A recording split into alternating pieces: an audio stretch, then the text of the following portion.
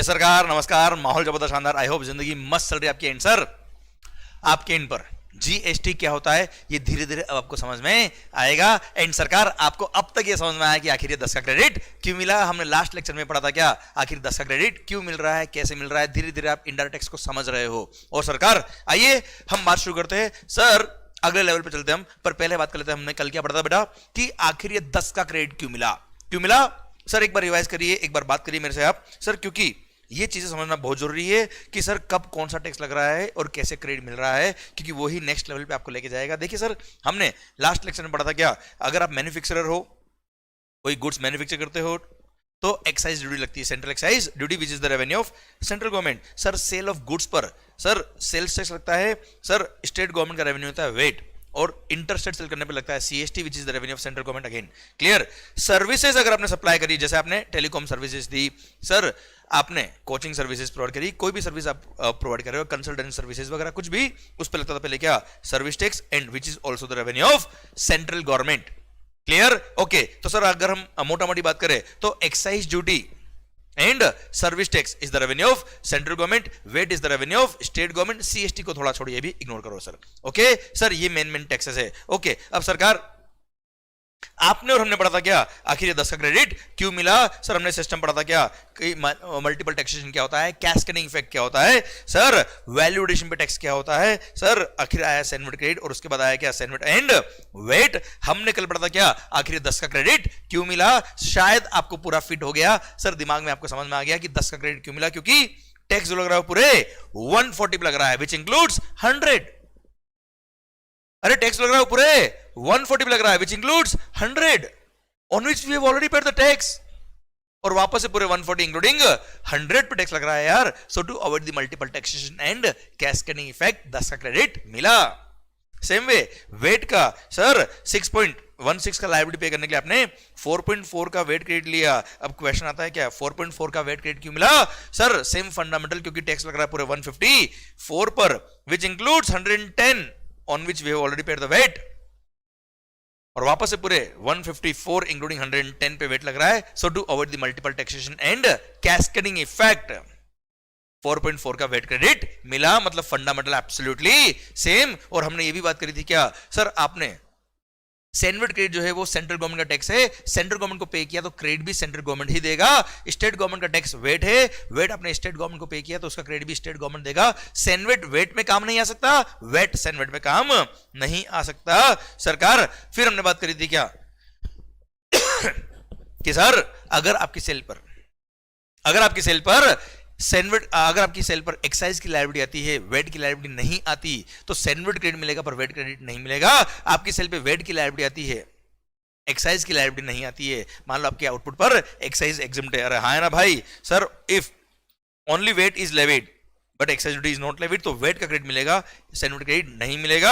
अगर केवल एक्साइज लगता है तो वेट नहीं लगता है तो सर सैनवेट क्रेडिट मिलेगा, वेट का क्रेडिट नहीं मिलेगा। दोनों लगते हैं, दोनों क्रेडिट मिलेगा। सर दोनों में से कुछ भी नहीं लगता तो कोई क्रेडिट नहीं मिलेगा, हाँ है ना भाई, ये हमने कल बात करी थी। आइए नेक्स्ट लेवल पे चलते हैं सरकार, ध्यान देना बेटा। सर अब नेक्स्ट पॉइंट आ रहा है, शायद मैंने कनेक्ट कर दिया कल जो आपने पढ़ा था बेटा कि आखिर 10 का क्रेडिट क्यों मिला, कैसे मिल रहा है। अब मेरे मालिक एक बहुत ही मस्त, एक बहुत ही शानदार, बहुत ही सुंदर बात आती है कि सर देखो सर मैंने आपको बताया था सर्विस टैक्स लगता है सर्विसेज सप्लाई करने में। देखो बेटा अब तक जीएसटी नहीं आया है, अभी हम सिस्टम समझ रहे, पूरा सिस्टम समझ में आया ना, फंडामेंटल इतना स्ट्रांग होगा आपका कि माहौल बनेगा आगे चैप्टर पढ़ते वक्त। सरकार आपने सर्विसेज सप्लाई करी, बिफोर जीएसटी की बात कर रहा हूं बच्चों आपसे, प्री जीएसटी अगर आपने सर्विसेज सप्लाई करी, सर्विसेज के सप्लाई करने में क्या लगेगा बेटा, सर्विस टैक्स लगेगा, which is the revenue of central government. Service tax is the revenue of central government. Sir sale of goods पर वेट लगता है, VAT is the revenue of state government. अभी सीएसटी को इग्नोर करो sir आप। CST भले ही revenue किसका है, सेंट्रल गवर्नमेंट का, but it is collected by पहले स्टेट गवर्नमेंट कलेक्ट करता है, जो सेलिंग स्टेट होता है वो कलेक्ट करता है, और फिर सेंट्रल गवर्नमेंट के अकाउंट के साथ एडजस्टमेंट होता है इनका सर। अब सीएसटी को इग्नोर करिए बेटा आप, ठीक है। सर सेल ऑफ गुड्स पे लगता है वेट, सर्विसेज सप्लाई करने पे लगता है service tax, sir goods manufacture करने पे लगता है central excise duty which is the revenue of central government. मतलब एक्साइज और सर्विस टैक्स दोनों रेवेन्यू किसका है बेटा, सेंट्रल गवर्नमेंट का। वेट किसका रेवेन्यू बेटा, स्टेट गवर्नमेंट का। सर दिल थाम के सुनेगा सर, पता है, अगर आपने, आई रिपीट, अगर आपने सर्विसेज सप्लाई करी तो सर्विसेज पर टैक्स की लायबिलिटी आएगी, नाम क्या होगा, सर्विस टैक्स। ओ भाई, हाँ नहीं नहीं, हमारे पीछे से कोई हमको वार नहीं कर रहा। सर सुनना बात को ध्यान से, सर्विसेज सप्लाई करने में क्या लगता है बेटा, service tax. Service tax is the revenue of central government. तो मान लो मैं सर्विसेज सप्लाई कर रहा हूं, दिल थाम के सुनना बेटा, I am a service supplier. जैसे कोचिंग सर्विस प्रोवाइड कर रहा हूं, कोचिंग सर्विसेज प्रोवाइड करने के लिए मैंने ये आईपैड परचेज किया, कैमरा परचेज किया। सर कई सारे गुड्स आप देखते हो हमने परचेज करी, चोरी करके लाए नहीं भाई, परचेज ही करी होगी ना यार। सर अब मैं बिफोर जीएसटी की बात कर रहा हूं, जब मैंने परचेज किया होगा उसमें मान लो एक्साइज ड्यूटी पे किया, लैपटॉप परचेज किया, आईपैड परचेज किया, कैमरा परचेज किया, इनके परचेज पे मैंने एक्साइज ड्यूटी पे किया। एक्साइज ड्यूटी जो मैंने परचेज पे किया वो किसको पे किया होगा बेटा, सेंट्रल गवर्नमेंट को। मतलब पे तो सप्लायर को किया होगा पर उसने अल्टीमेटली किसको पे किया होगा, सेंट्रल गवर्नमेंट को। सो मैंने purchase of input, purchase of capital goods, इन पे एक्साइज पे किया। एक्साइज किसको गया, सेंट्रल गवर्नमेंट को। अब जब मैं सर्विसेज प्रोवाइड करूंगा, मेरा आउटपुट क्या है, सर्विसेज। जब मैं सर्विसेज सप्लाई करूंगा अगेन क्या लगेगा, सर्विस टैक्स। वो सर्विस टैक्स मुझे किसको पे करना है, सेंट्रल गवर्नमेंट को। तो मेरा क्वेश्चन सिंपल सा आपसे ये है सिंपल क्वेश्चन मेरा आपसे ये बेटा कि सर्विसेज सप्लाई करने पे लग रहा है service tax, which is the revenue of central government. मेरे को सर्विस टैक्स देना है सेंट्रल गवर्नमेंट को, पर ये सर्विसेज प्रोवाइड करने के लिए मैंने कुछ इनपुट परचेज किए, कुछ कैपिटल गुड्स परचेज किए, इन पे मैंने एक्साइज ड्यूटी पे किया, और वो भी किसको पे किया था, सर अल्टीमेटली सेंट्रल गवर्नमेंट के पास गया था एक्साइज ड्यूटी बेटा। क्लियर। क्वेश्चन आता है क्या, सर जब मैं अपने आउटपुट पर सर्विस टैक्स पे कर रहा हूं, इनपुट पे मैंने एक्साइज पे किया हुआ है साहब, दोनों सेंट्रल गवर्नमेंट को पे करना है। सर अब आप मुझे बताओ क्रेडिट मिलना चाहिए कि नहीं मिलना चाहिए, दिल क्या कहता है बेटा, सर जी हाँ जी हाँ, जब का दिल कह रहा है वो दिल बिल्कुल सही कह रहा है। और यस गवर्नमेंट ने बोला क्या, कोई चिंता मत करो, अगर आपने purchase of inputs, purchase of capital goods, capital goods मतलब मशीन वगैरह, इनके परचेज करने पे आपने एक्साइज पे किया हुआ है और आपकी सेल पर सर्विस टैक्स लगता है, आप सर्विस सप्लायर हो, कोई चिंता वाली बात नहीं है। परचेज पे जो आपने एक्साइज पे किया उसका सैंडविच क्रेडिट मिलेगा और वो सैंडविच क्रेडिट आप यूज कर सकते हो आपकी सर्विस टैक्स की लायबिलिटी को पे करने के लिए। Clear. So I repeat, service tax हो या एक्साइज हो, दोनों को क्या मिलता है, सैंडविच क्रेडिट, क्योंकि दोनों ही क्या है, सेंट्रल गवर्नमेंट के टैक्सेस है। सर मेरी तरफ ध्यान देना बेटा, मजा आएगा, माहौल बनेगा। सरकार वापस बोलता बेटा मैं point, sir if you are a service supplier, services supply करने में क्या लग रहा है बेटा, सर्विस टैक्स। और सर अगर आपने परचेज पे एक्साइज पे किया, वो भी किसको पे किया, sir you have paid the excise duty to whom, central government. So central government will allow the sandwich credit of central excise duty to pay the liability of service tax. मतलब ये हो गया मेरे मालिक, सिंपल सा ये system हो गया कि आपने इनपुट परचेज किए होंगे। देखो आज मैं सर्विस सप्लायर हूं, मैंने सर्विसेज सप्लाई करने के लिए किसी से मार्केटिंग सर्विसेज ली, अकाउंटिंग सर्विसेज ली, ऑडिटिंग सर्विसेज ली, कंसल्टेंसी सर्विसेज ली। ये जो मैंने इनपुट सर्विसेज ली, देखो सर्विसेज अगर परचेज कर रहा हूं उसको बोलते हैं इनपुट सर्विस कुछ मशीन्स वगैरह परचेज कर रहा हूं उसको बोलते हैं कैपिटल गुड्स। रॉ मटेरियल वगैरह, रनिंग अकाउंट के खर्चे जो होते हैं बेटा, सर डे टू डे खर्चे जो रनिंग वाले अकाउंट खर्चे होते हैं, जैसे रॉ मटेरियल वगैरह हो गया, ये होते हैं इनपुट्स। तो मैंने इनपुट परचेज किया हो, कैपिटल गुड्स परचेज किया हो या इनपुट सर्विस परचेज किया हो, इनके परचेज पे भली मैंने एक्साइज ड्यूटी पे किया हो या सर्विस टैक्स पे किया हो। सर्विसेज परचेज करेगी तो सर्विस टैक्स पे किया होगा, सर गुड्स परचेज किया होगा तो एक्साइज पे किया होगा। सर दोनों का सर मेरे को क्या मिलने वाला है, सैंडविच क्रेडिट मिलने वाला है। अब मेरी सेल पर सिंस मैं सर्विसेज सप्लाई कर रहा हूं मेरे मालिक, सर्विसेज पर लायबिलिटी आती है किसकी, सर्विस टैक्स की। सर्विस टैक्स की लायबिलिटी आती है, उस सर्विस टैक्स की लायबिलिटी को पे करने के लिए सर मैंने परचेज पे एक्साइज और सर्विस टैक्स जो पे किया था उन दोनों का सैंडविच क्रेडिट में लेके यूज कर सकता हूं और मेरी लायबिलिटी सर्विस टैक्स की पे कर दूंगा after using the sandwich credit available with me. तो मैं और सिंप्लीफाइड वे में बताता हूं आपको कि आपने सर्विसेज सप्लाई करी होगी तो आप सर्विस सप्लायर हो, मैं अगर मैन्युफैक्चरर हूं तो गुड्स मैंने मैन्युफैक्चर करके बेचा होगा बेटा। सर अब गुड्स मैन्युफैक्चर करके जब मैं बेचता हूं तो सर उस पे लगता है एक्साइज ड्यूटी, उस पे लगेगा सर अगर सर्विस सप्लायर हूं लगेगा क्या, सर्विस टैक्स।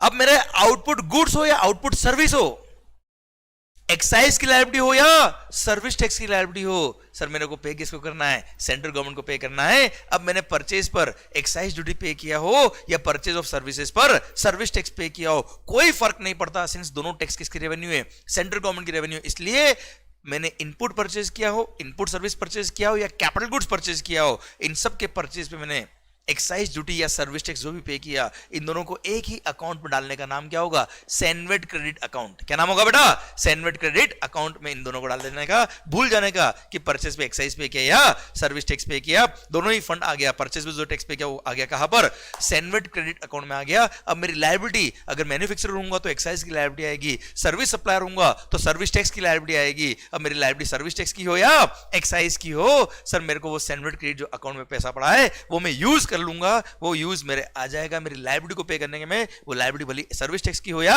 एक्साइज की हो, उस लायबिलिटी को पे करने के लिए यूज करूंगा और बैलेंस अमाउंट में गवर्नमेंट को पे कर दूंगा। भारत माता की जय। मतलब मैंने आपको ये समझाया, ये सिखाया है कि सर्विस टैक्स हो या एक्साइज हो, ये केवल दो नाम अलग अलग है, बाकी चीज एक ही है, रेवेन्यू सेंट्रल गवर्नमेंट की है, दोनों का क्रेडिट दोनों के लिए मिलता है। आपको ऐसा नहीं कि सर्विस टैक्स का क्रेडिट सर्विस टैक्स के लिए ही मिलेगा, ऐसा नहीं है। एक्साइज का क्रेडिट एक्साइज के लिए मिलेगा, ऐसा नहीं है। एक्साइज हो या सर्विस टैक्स हो, दोनों एक ही है साहब, दोनों को एक ही बॉक्स में डाल दो, नाम क्या है, सेनवेट क्रेडिट अकाउंट। और सर लायबिलिटी भली एक्साइज किया है या लायबिलिटी भली सर्विस टैक्स किया है, सर उस लायबिलिटी को पे करने के लिए मेरे मालिक you can utilise the CENVAT credit available with you. माहौल जबरदस्त, शानदार, आई होप पॉइंट समझ में आ गया।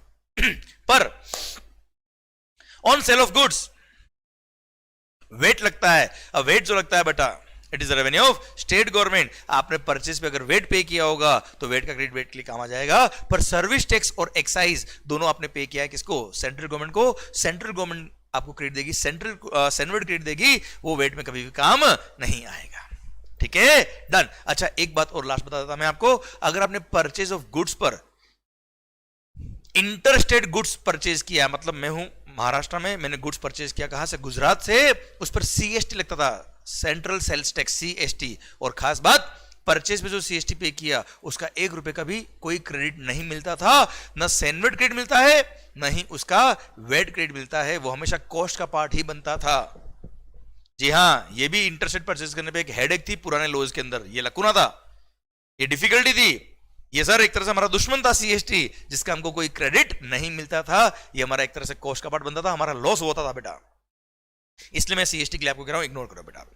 क्लियर सर, मतलब इंटरस्टेट परचेज करने पे सीएसटी पे किया, भले सेंट्रल गवर्नमेंट को पे किया थ्रू स्टेट गवर्नमेंट, पर कोई क्रेडिट नहीं मिलता, ना स्टेट गवर्नमेंट क्रेडिट देती इसका, ना सेंट्रल गवर्नमेंट क्रेडिट देती इसका, इसलिए इसको इग्नोर करो भैया अभी डिस्कशन के लिए। Okay done. तो सरकार वापस सुनना बात को मेरी, मैं एक काम करता हूं, ऐसे लिखता हूं, आपको मजा आएगा सर, ये पॉइंट पूरा पक्के से आपको फिट हो जाएगा माइंड के अंदर कि मैंने क्या बोला। ये लो साहब, एक फाइनल आपके लिए 10 का ग्रेड क्यों मिला, उसकी एक फाइनल रूपरेखा आपके सामने रख रहा हूं सर।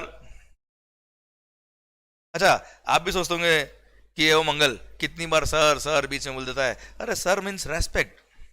सर जब तक जो स्टूडेंट्स हैं वो, आप जो पढ़ाई करो ना, उस पढ़ाई को आपको रेस्पेक्ट देना चाहिए सर। तो मेरा जो प्रोफेशन है, ये जो पढ़ाना टीचिंग मेरा पैशन है, इसको मैं रेस्पेक्ट देता हूं। और मेरे लिए सर आप जो स्टूडेंट्स हो वो बहुत रेस्पेक्टफुल हो, इसलिए मेरे दिल से सर निकलता है बार बार। तो बच्चों मेरे लिए आप भी सर हो सर, क्योंकि कई सारी चीजें आप मुझे सिखाते हो। तो माहौल के साथ देखते हैं हम सर। ये देखिए सर वापस निकला बार, तो वो ऑटोमेटिक निकलता है सर। सर ये देखो सर, मालिक माहौल, तो एक वर्ड तो कुछ है ना पंच वाला है, तो ये ऑटोमेटिक निकलता है ये। Okay okay okay. और भी आपको लगता है कि सर ये नहीं, ये वाला वर्ड यूज करना चाहिए, तो आप कमेंट बॉक्स में लिखिए सर, मैं आपके लिए सोचता हूं वो वर्ड मैं फिट करने की कोशिश करता हूं। ओके सर, अगर आई एम अ मैन्युफैक्चरर या I am a service supplier, समझना बात को ध्यान से, मैं एक मैन्युफैक्चरर, चलो आप, अब इस पे मैं लिख रहा हूं क्या, excise duty, service tax plus VAT, ये तीनों साथ में लेके आपको एक एग्जांपल फाइनल लिख देता हूं, ये फाइनल आपको समझ में आ जाएगा। सर मैंने इनपुट परचेज किया, इनपुट सर्विस परचेज किया या कैपिटल गुड्स परचेज किया, इसके परचेज, ये परचेज किया कितने में, 100 में। इसके परचेज करने में मैंने एक्साइज ड्यूटी पे किया होगा या सर्विस टैक्स पे किया होगा, सपोज 10% वॉज द टैक्स, 10 रुपी, कितना हो गया बेटा 110। मैंने इसके परचेज करने पे वेट पे किया होगा, अगर गुड्स होगा तो देखो सर्विसेज होगी तो मैंने वेट पे ही नहीं किया होगा, सर्विसेज पे सर्विस टैक्स ही लगता है, वेट लगता है इनका बेटा। तो मैं मान रहा हूं इनपुट और कैपिटल गुड्स पे जो एक्साइज के साथ में मैंने वेट पे किया होगा 4.4 सपोज, ये मेरा परचेज इनवॉइस है बेटा। क्लियर? मेरे सेल पर एक्साइज भी लगता है, मेरे सेल पर वेट भी लगता है, तो मैंने क्या किया बेटा, एक्साइज हो या सर्विस टैक्स हो, परचेज पे एक्साइज पे किया या सर्विस टैक्स पे किया, कोई दिमाग नहीं लगाया, डायरेक्ट मैंने क्या कर दिया, सर्टिफिकेट अवेल्ड। कितने का मालिक? 10 का। तो मेरी सर प्लस जो वेट पे किया उसका मैंने इनपुट टैक्स क्रेडिट अवेल कर लिया वेट का। कितने का बेटा? 4.4 का। तो अल्टीमेटली मेरी कॉस्ट कितनी होगी बच्चों? वही एग्जांपल है बेटा, सेम। क्लियर? इसमें बस सर्विस टैक्स और ऐड कर दिया मैंने। कॉस्ट हो गई 100, वैल्यू एडिशन मैंने क्या कितना बेटा? अब तो आपको याद हो गए होंगे फिगर, सर जल्दी बोलो। 40, टोटल कितना हो गया? 140। ये मेरा आउटपुट गुड्स या आउटपुट सर्विस बन गया। क्लियर? कितने का? 140 का। सर आउटपुट गुड्स होगा तो एक्साइज की लायबिलिटी आएगी, सर्विसेज होगी तो सर्विस टैक्स की लायबिलिटी आएगी। Suppose 10% was the rate of tax, 14, 154। Sir अब मैंने अगर गुड्स होगा तो वेट लगेगा, देखो सर्विसेज पे वेट नहीं लगता बेटा। मान लो रेट ऑफ टैक्स कितना है? 4% होता है, कितना? 6.16, टोटल कम्स टू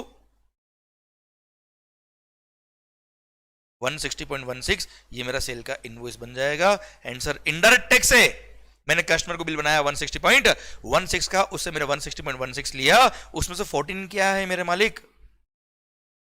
एक्साइज या सर्विस टैक्स की liability which is the revenue of central government. जब सेंट्रल गवर्नमेंट को मैं टैक्स पे करूंगा, एक्साइज या वेट, एक्साइज या सर्विस टैक्स, तो सर मैंने ऑलरेडी सर्टिफिकेट लिया हुआ है, ये 10 का क्रेडिट मैं क्या करूंगा? यूटिलाइज करूंगा। ये 10 का क्रेडिट मैंने यूज किया और बैलेंस 4 पे किया।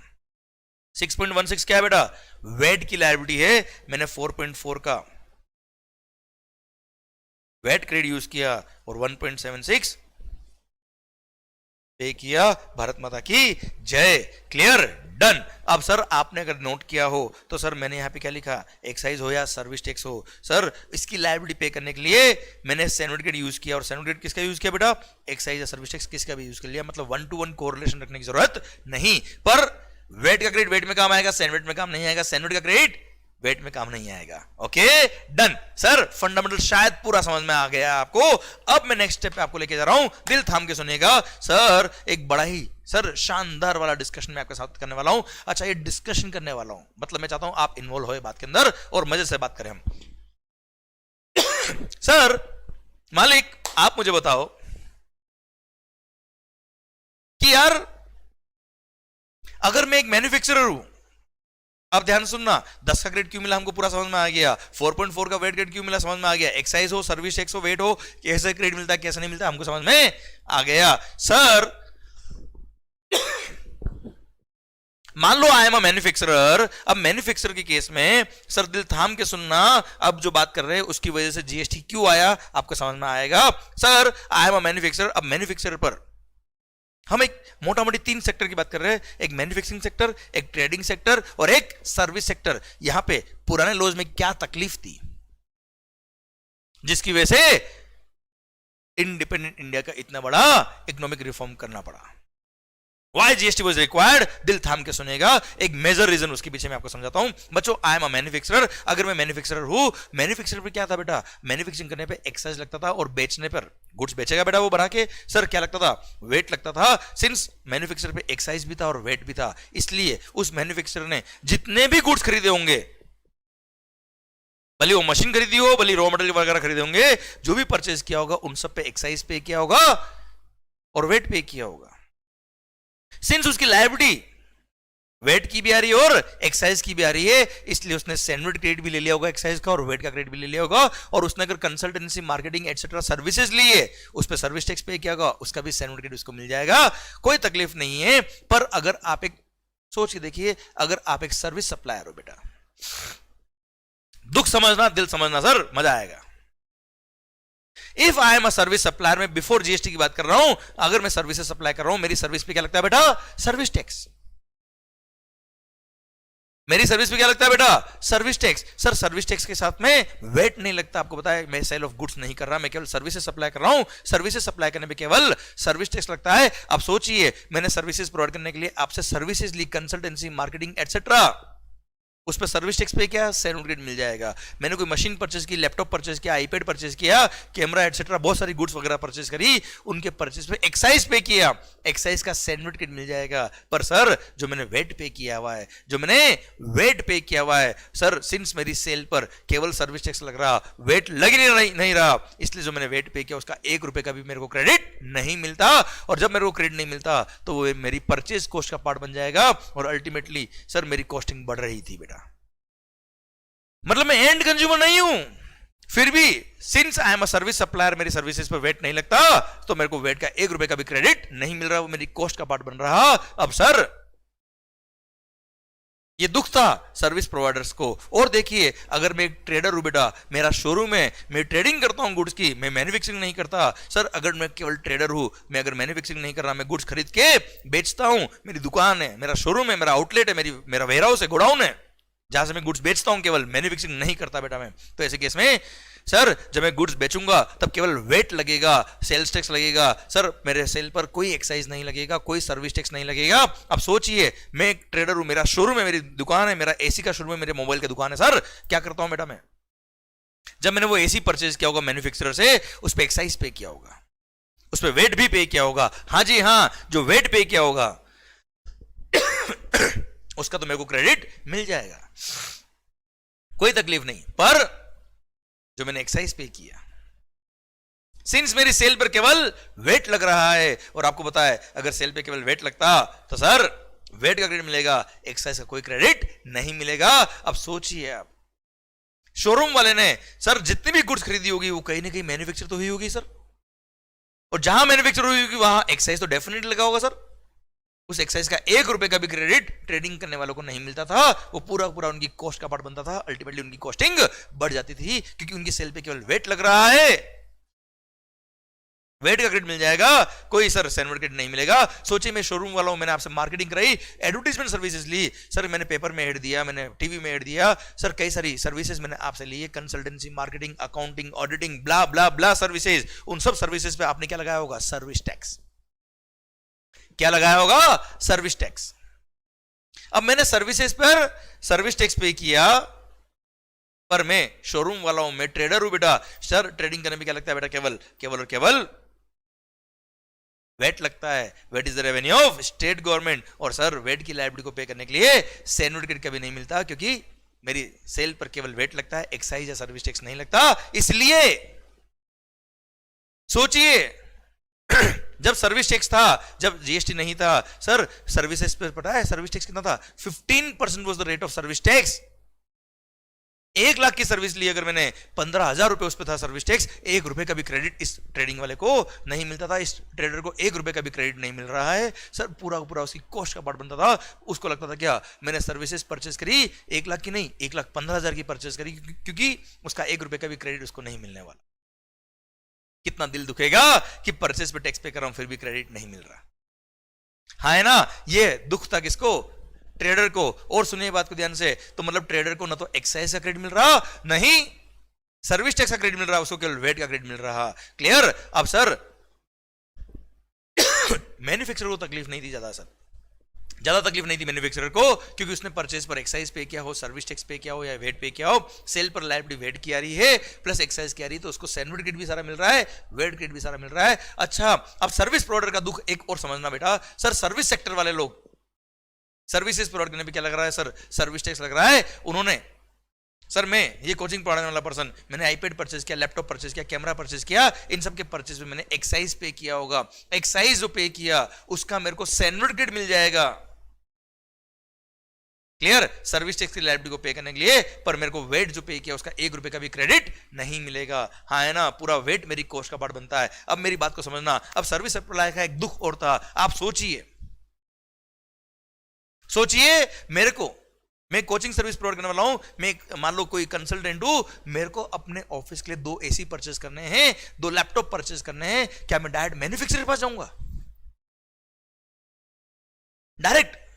सोचो आप ध्यान से, ये कैनन का कैमरा जिसका मैं रिकॉर्डिंग कर रहा हूं, ये कैनन का कैमरा, 2 कैमरा मेरे को परचेज करने हैं, क्या 2 कैमरा परचेज करने के लिए क्या मैं डायरेक्ट मैन्युफैक्चरर के पास जाऊंगा?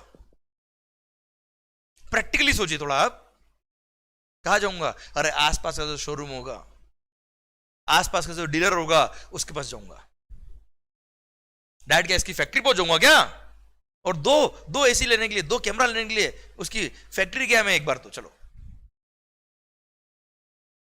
सर वो दो एसी बेचेगा क्या, मैंने उसको बोला भाई यार दो एसी देना, दो, वो बोलता अपने स्टाफ को क्या, अरे दो ट्रक भर के एसी देना, मैंने कहा ट्रक नहीं, दो ट्रक नहीं भाई, केवल दो एसी चाहिए, बोला बाहर निकल चल। वो मैन्युफैक्चरर ये रिटेल के काम करने लग गया तो मैन्युफैक्चरिंग कब करेगा रे, हाँ है ना मेरे भाई। सर इसलिए प्रैक्टिकली बात करें तो अगर ये सर्विस सप्लायर हिंदुस्तान के जितने भी आपको लोग दिख रहे हैं, मेजोरिटी ऑफ द लोग गुड्स किससे परचेज करेंगे, अपने आसपास के किसी शोरूम से, किसी दुकान से, किसी ट्रेडर से बेटा। और ट्रेडिंग करने वाले अपने सेल पर क्या लगाएंगे बेटा, VAT. A trader cannot charge excise on his invoice, क्योंकि ट्रेडिंग पे केवल वेट लगता है, वो अपनी सेल पे केवल वेट लगा सकते हैं, they can not charge any excise on their invoice. मैं प्रैक्टिकल मोटा मोटी आपको आइडिया दे रहा हूं, समझने की कोशिश करना।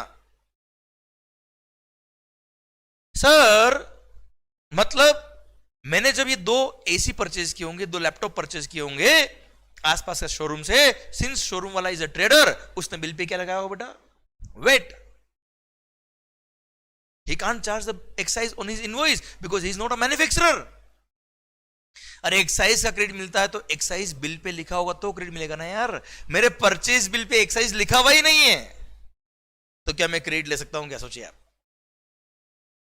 मैंने जो गुड्स परचेज किया उसका जो बिल है परचेज बिल, उस purchase bill pay excise duty लिखा होगा तो मैं क्रेडिट ले पाऊंगा, एक्साइज ड्यूटी लिखा ही नहीं होगा तो मैं क्रेडिट कैसे लूंगा, सोचिए आप। क्लियर। तो सर्विस प्रोवाइडर का तो हेडेक और भारी था बेटा।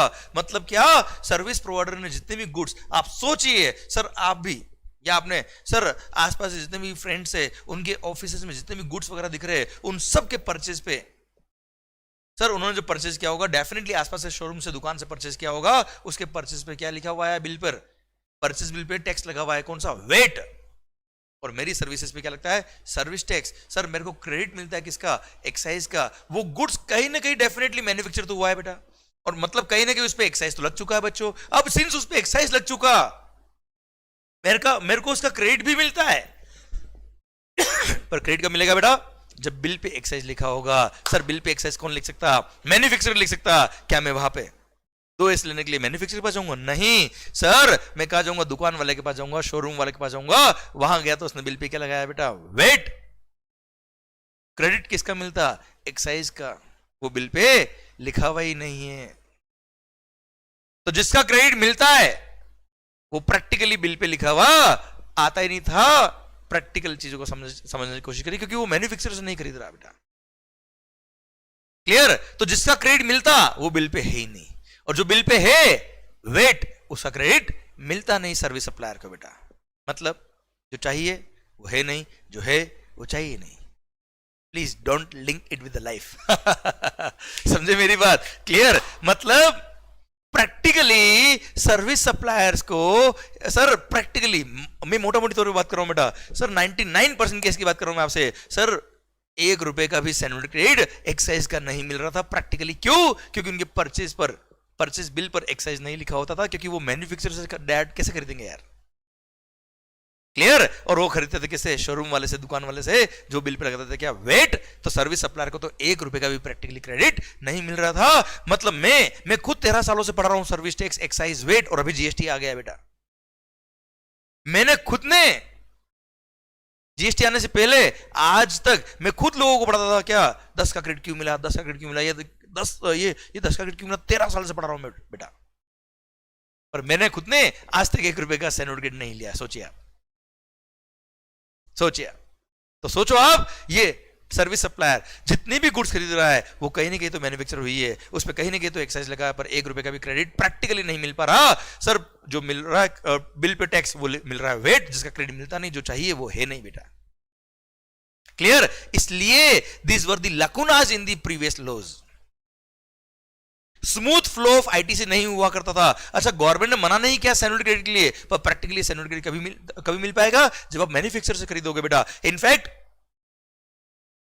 डायरेक्ट मैन्युफैक्चरर खरीदने के लिए क्या हम एक दो लैपटॉप या कुछ भी गुड्स खरीदने के लिए वहां जाएंगे क्या, नॉट पॉसिबल। सर ट्रेडिंग करने वाले लोग, सर उनको तो केवल वेट का ही क्रेडिट मिलता है, सर्विस टैक्स एक्साइज का क्रेडिट तो उनको मिलता ही नहीं बेटा। अच्छा मैन्युफैक्चरर को तकलीफ नहीं थी, उसको सैनिटरी क्रेडिट, वेट दोनों लगता है, उसको दोनों का क्रेडिट मिलता है। पर उसको भी प्रैक्टिकली बात करिए, अगर आपकी फैक्ट्री है तो क्या जरूरी है क्या आपने अपनी फैक्ट्री के लिए जितनी भी गुड्स खरीदी होगी वो मैन्युफैक्चरर से खरीदी होगी बेटा? अरे मेरी फैक्ट्री है बेटा, फैक्ट्री में भी मान लो 4 एसी लगाना बेटा, अब 4 एसी क्या 4 एसी डायरेक्ट मैन्युफैक्चरर से खरीद लूंगा क्या? मैं मैन्युफैक्चरर हूं तो क्या डायरेक्ट मैन्युफैक्चरर से ही परचेस करूंगा हमेशा क्या? हो सकता है मैंने भी ट्रेडर से परचेस कर लिया गुड्स, उस पर वेट लगा के आया, एक्साइज लगा के ही नहीं आया बेटा, तो सर ऑल दो उस पर एक्साइज कहीं ना कहीं लगा हुआ है क्योंकि गुड्स कहीं ना कहीं मैन्युफैक्चर हुआ है, पर मेरे को क्रेडिट प्रैक्टिकली नहीं मिल पाएगा क्योंकि प्रैक्टिकली बिल पे क्या लगा हुआ है बेटा? वेट। तो वेट का ही क्रेडिट मिलेगा, एक्साइज तो गया, कॉस्ट का पार्ट बन गया बच्चों वो तो कहीं ना कहीं। क्लियर?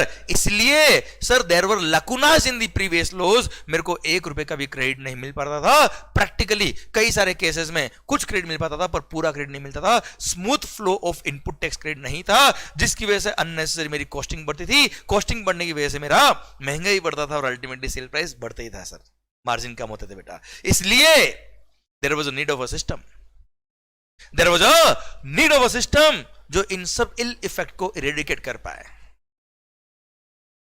सर। तो गवर्नमेंट के दिमाग में आइडिया आया, एक काम करते हैं, क्यों ना इन सारे टैक्सेस को मिक्स करके सिंगल टैक्स बना देते हैं, नाम होगा क्या? Goods and services tax. ये एक्साइज हो, वेट हो, सर्विस टैक्स हो, इन सब को मर्ज करो, है तो आखिरकार गुड्स और सर्विसेज पे टैक्स। तो सर ग्लोबली भी सर कई सारे देशों में ऑलरेडी जीएसटी था सर, तो हिंदुस्तान ने सोचा क्यों ना हम भी हमारे देश के अंदर इन सब टैक्सेस को मर्ज करके एक सिंगल टैक्स कर दे, नाम क्या होगा? Goods and services tax. सपना देखा सरकार ने, क्या होगा? सपने में देखिए सर क्या हो रहा है सर, मतलब मैन्युफैक्चरर हुआ तो भी क्या लगाएगा? जीएसटी। ट्रेडर हुआ तो भी क्या लगाएगा? जीएसटी। सर्विस सप्लायर हुआ तो भी क्या लगाएगा? सेल पर जीएसटी। परचेज पे जीएसटी, सेल पे जीएसटी, परचेज पे जीएसटी, सेल पे जीएसटी। सर 100% आपका इनपुट टैक्स क्रेडिट चेन बिल्कुल फ्लो होगा, क्योंकि सर चक्कर ही नहीं है कि सर आपने bill pay, purchase bill pay ये टैक्स था, ये नहीं था, सेल बिल पे ये टैक्स है, ये नहीं, अल्टीमेट टैक्स लग रहा ना बच्चों, तो जीएसटी नाम रख दो, गुड्स एंड सर्विसेज टैक्स का नाम रख दो, परचेज पे जीएसटी, सेल पे जीएसटी, सारा आईटीसी मिलने वाला है, स्मूथ फ्लो ऑफ आईटीसी हो जाएगा। This is the main purpose behind introducing the GST. Different laws पढ़ने की जरूरत नहीं होगी, क्योंकि अगर हम वेट की बात करें, wait was the revenue of state government, और हर स्टेट का अपना अपना स्टेट का वेट लो अपने अपने स्टेट के हिसाब से अलग अलग लो था। मतलब राजस्थान का वेट लो अलग है, गुजरात का वेट लो अलग था, महाराष्ट्र वेट लो अलग है। मतलब आपको महाराष्ट्र में काम करना तो महाराष्ट्र वेट लो अलग से पढ़ना पड़ेगा, गुजरात वेट लो अलग पढ़ना पड़ेगा, अगर गुजरात में काम करना तो इसे हर स्टेट के अलग अलग वेट लो बने हुए हैं और अपने अपने स्टेट गवर्नमेंट ने अपने अपने हिसाब से वो कानून बनाया हुआ है। मतलब देश एक पर टैक्स अनेक, इसलिए गवर्नमेंट ने सपना देखा वन नेशन वन टैक्स।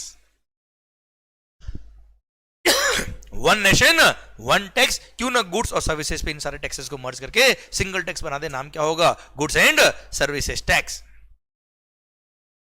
अब साहब सपना देखा, सपने तो बहुत अच्छे होते हैं सर, आप भी कई बार सपने देखते होंगे बता, और पता नहीं बेटा आप कौन कौन से कैसे कैसे सपने देखते होंगे, पर मजा जरूर आता सपनों में सर, हाँ है ना सर। अब पॉइंट मेरा आपसे ये आता है, थोड़ा आगे मत जाइए, इधर आ जाइए बेटा वापस से सर। अब पॉइंट मेरा आपसे ये आता है, अब सपना तो देखा और सपना पूरा करना बहुत जरूरी सर, क्योंकि सपने बोलते ना, सपने जरूर देखने चाहिए, पूरे होते हैं, पर सपने उन्हीं के पूरे होते हैं जो सपनों के लिए काम करते हैं।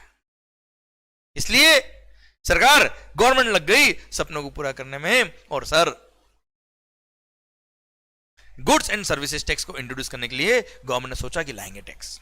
अब मालिक सबसे बड़ा चैलेंज जो आया वो सुनना बात को ध्यान से, अभी अभी हमने बात करी क्या, सेंट्रल गवर्नमेंट के भी टैक्सेस और स्टेट गवर्नमेंट के भी कुछ टैक्सेस मर्ज करके सबस्यूम करके सिंगल टैक्स बनाएंगे, नाम क्या होगा? Goods and services tax. अब सर सेंट्रल गवर्नमेंट के टैक्सेस की अगर मैं बात करूं तो मेजर टैक्स था एक्साइज ड्यूटी और सर्विस टैक्स। क्लियर? यहां इनको मर्ज करने में तकलीफ नहीं थी, क्योंकि सैंडविच क्रेडिट दोनों को मर्ज करके रखा हुआ था, केवल नाम अलग अलग था। सैंडविच क्रेडिट तो एक्साइज हो या वेट, एक्साइज हो या सर्विस टैक्स, दोनों का मिलता था बच्चों। पर तकलीफ थी किसकी? स्टेट गवर्नमेंट की,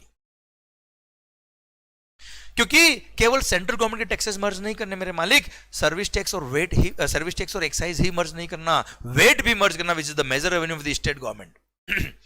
अब वहां पे क्या तकलीफ थी sir? Sir VAT is the revenue of state government, और हर स्टेट ने अपने अपने हिसाब से, अपने अपने सर्कमस्टेंसेस के हिसाब से अपने अपने कानून बनाए हुए थे। जैसे मैं बता देता हूं आपको, क्या सर, विविधता में एकता भारत की विशेषता। आपने देखा होगा हिंदुस्तान ने इतने सारे स्टेट्स, यहां पे आप स्टेट चेंज करो, लोगों की लैंग्वेज चेंज हो जाएगी सर, लोगों का पहनावा चेंज हो जाएगा, लोगों के भगवान चेंज हो जाएंगे सर, लोगों की लैंग्वेज चेंज हो जाएगी सर, लोगों का खाना चेंज हो जाएगा सर, लोगों के सर आप देखना जो तरह हम भक्ति करते हैं, है ना, सोशल एक्टिविटीज चेंज हो जाएगी सर। तो हर स्टेट ने अपने अपने हिसाब से अपने अपने वेट लो बनाए हुए थे। अब पॉइंट आता है क्या, one nation one tax. Central excise तो पूरे देश में एक ही था, सर्विस टैक्स पूरे देश में एक ही था, पर वेट हर स्टेट में अलग था, आया ना मालिक। और इसको भी अगर मर्ज कर दे, सिंगल टैक्स बना दे, नाम क्या रख दे, goods and service tax, goods and services tax, GST. तो सर स्टेट गवर्नमेंट का तो रेवेन्यू खत्म बेटा। आज देश को चलाने के लिए कई सारे काम दे रखे स्टेट गवर्नमेंट के। आज पता है आपको सर, पुलिस की सैलरी कहां से मिलती है? पुलिस स्टेट गवर्नमेंट के कंट्रोल में होती है साहब, स्टेट गवर्नमेंट इनकी सैलरीज पे करते हैं। जस्ट एक एग्जांपल दे रहा हूं मैं आपको। अब स्टेट गवर्नमेंट का जो मेजर रेवेन्यू है वेट का, वो अगर जीएसटी में मर्ज करके और जीएसटी का पूरा पूरा रेवेन्यू अगर आप सेंट्रल गवर्नमेंट को दे दोगे साहब, तो पुलिस वालों का एक जस्ट एग्जांपल दे रहा हूं, स्टेट गवर्नमेंट के इस तरह के खर्चे पूरे करने के लिए पैसा कहां से आएगा सर? या फिर अगर सारे टैक्सेस को मर्ज करके जीएसटी बना के सारे सारे टैक्स दे दी किसको, पूरा पूरा रेवेन्यू दे दी किसको, स्टेट गवर्नमेंट को, तो सेंट्रल गवर्नमेंट अपना काम कैसे चलाएगा साहब? आज रेलवे चलाने हैं, सर एयरक्राफ्ट चलाने साहब, आज आर्मी अपॉइंट करनी है सर, ये कहां से होगा? चांद पे पहुंचना है मालिक, पहुंचे ना हम लोग, ऐसे पहुंचते भी रहेंगे हम, कैसे पहुंचेंगे? पैसा चाहिए ना मालिक, वो पैसा कहां से आएगा? अगर सारा रेवेन्यू स्टेट गवर्नमेंट दे दिया, सेंट्रल गवर्नमेंट कैसे फंड्स इकट्ठा करेगा? इसलिए डिसीजन आया कि रेवेन्यू किसका होगा। इसलिए सिंस सेंट्रल गवर्नमेंट और स्टेट गवर्नमेंट दोनों के टैक्सेस मर्ज हो रहे हैं, क्या बोला मालिक, सेंट्रल गवर्नमेंट और स्टेट गवर्नमेंट के टैक्सेस मर्ज हो रहे हैं, सिंगल टैक्स बन रहा है, गुड्स एंड सर्विसेज टैक्स। तो वहां डिसीजन हुआ क्या, ये रेवेन्यू को मिल बांट के खाएंगे, मतलब आधा तेरा आधा मेरा, और सर जो भी जीएसटी का रेवेन्यू आएगा 50% जाएगा सेंट्रल गवर्नमेंट के पास, 50% जाएगा किसके पास, स्टेट गवर्नमेंट के पास। इसलिए सर जीएसटी को दो टुकड़ों में बांटा गया, सीजीएसटी और एसजीएसटी। सीजीएसटी मतलब central goods and services tax, SGST मतलब state goods and services tax. CGST will be the revenue of state central government, SGST will be the revenue of state government. Clear? क्योंकि state government के taxes भी merge हुए हैं। इसलिए India में बोलते हैं क्या sir, dual model GST introduce हुआ हिंदुस्तान में। डुअल मॉडल मतलब सीजीएसटी और एसजीएसटी। समझे आप मेरी बात? क्लियर? डन। तो रेवेन्यू दोनों को बराबर मिल गया, आधा आधा। मैं महाराष्ट्र में, आप महाराष्ट्र में, मैं सर्विसेज सप्लाई कर रहा हूं, मान लो आपको बेटा, आपकी बिल पे मैंने लगाया क्या, सीजीएसटी और एसजीएसटी। तो 50%, जैसे 18% टैक्स की रेट है, मान लो 9% जाएगा किसके पास, सेंट्रल गवर्नमेंट के पास, 9% जाएगा किसके पास, स्टेट गवर्नमेंट के पास। मान लो 1 लाख की सर्विसेज दी है, 9000 सीजीएसटी, 9000 एसजीएसटी। अब सीजीएसटी जो मैंने आपसे लिया है वो दूंगा सेंट्रल गवर्नमेंट को, एसजीएसटी जो मैंने दिया वो महाराष्ट्र स्टेट गवर्नमेंट को दूंगा, मैं अगर महाराष्ट्र में हूं तो। क्लियर? पक्का? डन। अब साहब झगड़ा खत्म हो गया कि रेवेन्यू किसको मिलेगा, आधा आधा बांट लेंगे सर। आधा सीजीएसटी आधा एसजीएसटी। सर सारे स्टेट मान गए, कोई तकलीफ नहीं सर, सेंट्रल गवर्नमेंट भी मान गई, ठीक है सर, रेवेन्यू दोनों को चाहिए, दोनों को डिवाइड कर दिया सर। अब क्वेश्चन ये आता है, वन नेशन वन टैक्स, अगर 50% सीजीएसटी लगेगा, 50% एसजीएसटी लगेगा, तो सीजीएसटी एक्ट कौन बनाएगा, सेंट्रल गवर्नमेंट बनाएगा बेटा। समझने की कोशिश करना बात को अब ध्यान से। अब एसजीएसटी अगर स्टेट गवर्नमेंट का रेवेन्यू है तो उसका भी अलग एक्ट बनेगा, एसजीएसटी एक्ट। एसजीएसटी एक्ट कौन बनाएगा बेटा, स्टेट गवर्नमेंट बनाएगा बेटा। ओहो, अगर स्टेट गवर्नमेंट एसजीएसटी एक्ट बनाएगा, सीजीएसटी एक्ट सेंट्रल गवर्नमेंट बनाएगा, तो अगर हर स्टेट गवर्नमेंट ने अपने अपने हिसाब से अगर एसजीएसटी एक्ट अलग अलग बना दिया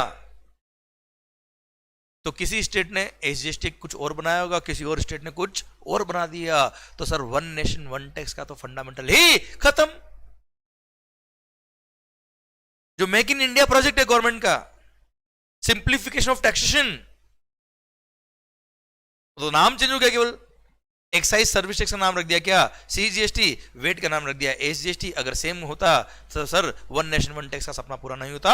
गवर्नमेंट ने बोला नहीं नहीं नहीं नहीं नहीं, हर स्टेट गवर्नमेंट अपना अपना एसजीएसटी अलग अलग नहीं बनाएगी सर, तो क्या करेंगे, क्या करेंगे फिर सोचिए आप। ये डिस्कशन चल रहा है गवर्नमेंट का जीएसटी आने से पहले। ये सब चीजें अगर आपने अभी समझ ली, अभी सीख ली, देखो सर आपका माइंड ब्रॉड हो जाएगा, चीजें समझ में आएगी सर, और प्रोविजंस कैसे बने वो आपको अपने आप समझ में आएंगे। ये फंडामेंटल ध्यान से सुनिए आप, मस्त होके, मन लगा के, दिल खोल के। और हाँ, वैसे भी कोई ऐसी टेक्निकल बातें चल नहीं रही, एकदम पंचायती वाली बातें चल रही। सर पंचायती में किसको मजा नहीं आता है भाई? आ रहा होगा मजा, आपको भी आ रहा है, चलने तो सर कहानी।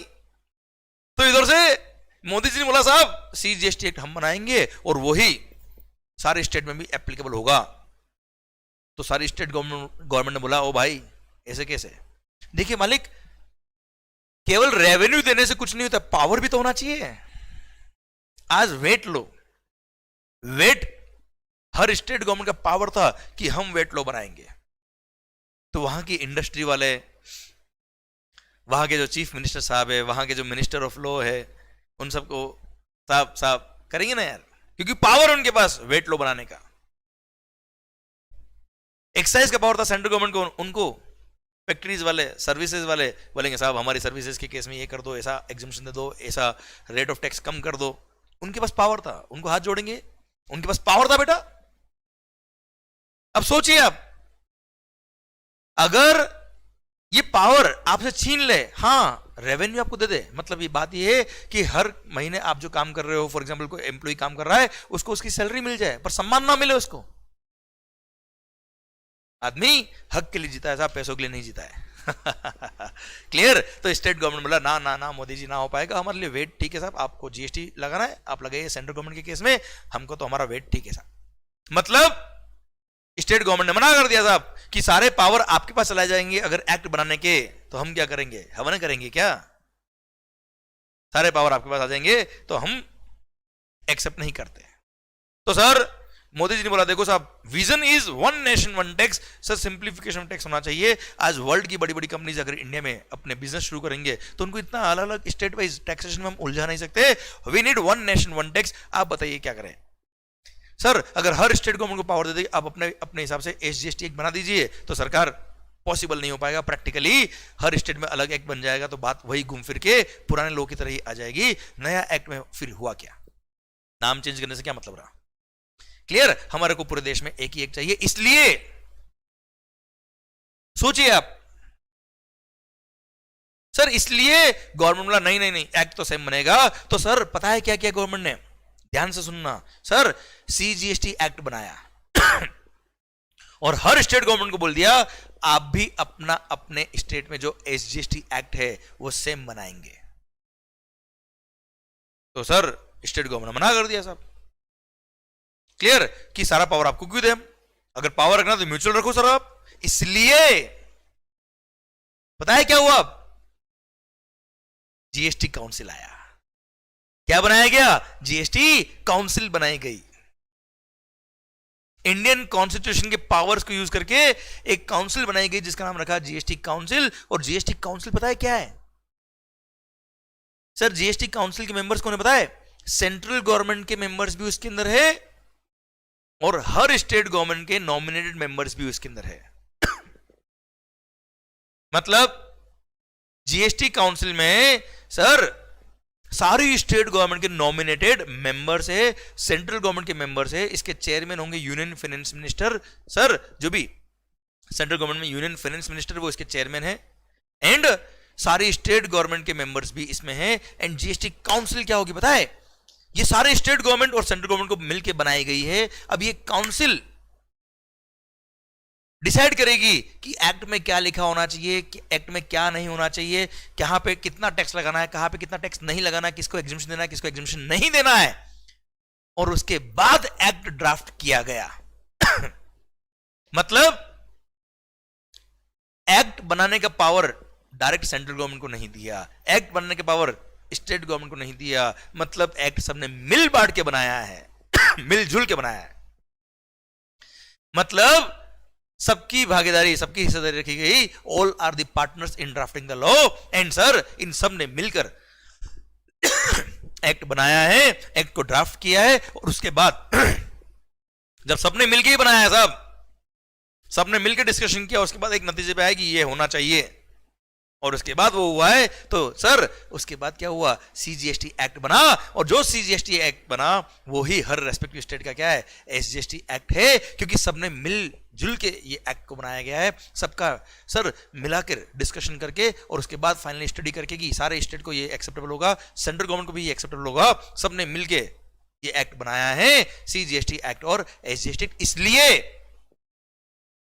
इसलिए सीजीएसटी एक्ट में जो लिखा है एब्सोल्युटली वही सारे एसजीएसटी एक्ट में लिखा हुआ है। मैं तो ऐसे कह दूं कि एसजीएसटी एक्ट में जो लिखा है वही सीजीएसटी एक्ट में भी लिखा हुआ है। या मैं और प्रिसाइसली बोल देता हूं, मान लो महाराष्ट्र का SGST act, Maharashtra SGST act में जो लिखा है वही बाकी सारी स्टेट गवर्नमेंट के एसजीएसटी एक्ट में लिखा है, और वही सीजीएसटी एक्ट में लिखा। मतलब सर देखो, टैक्स कलेक्ट करने का पावर, टैक्स जो मिलेगा वो आधा सेंट्रल गवर्नमेंट को मिलेगा, आधा स्टेट गवर्नमेंट को मिलेगा। इसलिए सीजीएसटी और एसजीएसटी आधा आधा किया गया। इसलिए since CGST is the revenue of central government, इसलिए सीजीएसटी एक्ट अलग बना। SGST is the revenue of respective state government, इसलिए हर स्टेट का अलग अलग एसजीएसटी एक्ट पास हुआ। सर हर स्टेट में जो मेंबर ऑफ लेजिस्लेटिव असेंबली होती है बेटा, सर वहां से एक्ट बनाए पास हुआ है बेटा। इधर सीजीएसटी वाला एक्ट सर लोकसभा और विधानसभा से पास हुआ बच्चों, लोकसभा और राज्यसभा से पास हुआ बच्चों। हाँ है ना भाई, क्लियर? तब जाके वो एक्ट बने। पर उन एक्ट में जो प्रोविजंस लिखे हुए एब्सोल्युटली सेम है। बस सीजीएसटी एक्ट में सेंट्रल गवर्नमेंट का रेफरेंस आया है, एसजीएसटी एक्ट में स्टेट गवर्नमेंट का रेफरेंस आया बस। और एक दो कुछ सेक्शंस अलग अलग है जो आपके काम के अभी नहीं है, वो भी ट्रांजिशन फेज में, जब पुराने लॉ से जीएसटी बन रहा था तब कुछ अलग थे, उसका रिलेवेंस अभी नहीं है बेटा आपके लिए। क्लियर? डन। मतलब मोटा मोटी in fact section number, sub section number, close number भी सेम है। इसलिए अगर आपने सीजीएसटी एक्ट पढ़ लिया तो समझ जाना हिंदुस्तान के जितने स्टेट्स है जहां पे एसजीएसटी एक्ट है वो भी आपने पढ़ लिए। इसलिए आपके सिलेबस में केवल सीजीएसटी एक्ट ही आता है। आपके सिलेबस में केवल एक ही एक्ट है, क्या नाम क्या है, सीजीएसटी एक्ट। और सीजीएसटी एक्ट अगर आपको आ गया तो हिंदुस्तान के किसी भी स्टेट में आप चले जाना, उसका एसजीएसटी एक्ट में भी वही लिखा हुआ है। सर मतलब आपने सीजीएसटी एक्ट पढ़ लिया, मतलब सारे एसजीएसटी एक्ट पढ़ डाले। क्लियर? समझा मेरी बात? One nation one tax, one nation one tax. Clear? Rate of tax अगर किसी गुड्स पर 9% है, मान लो इस मार्कर पर सीजीएसटी की रेट 9% है, तो सारे स्टेट में एसजीएसटी की रेट भी कितनी होगी, 9%। या मैं कह दूं सर उड़ीसा में इस पे रेट ऑफ टैक्स कितना है, 9% है एसजीएसटी का, तो वही बाकी सारे स्टेट में कितना होगा, 9% होगा। सीजीएसटी एक्ट में भी 9% ही होगा।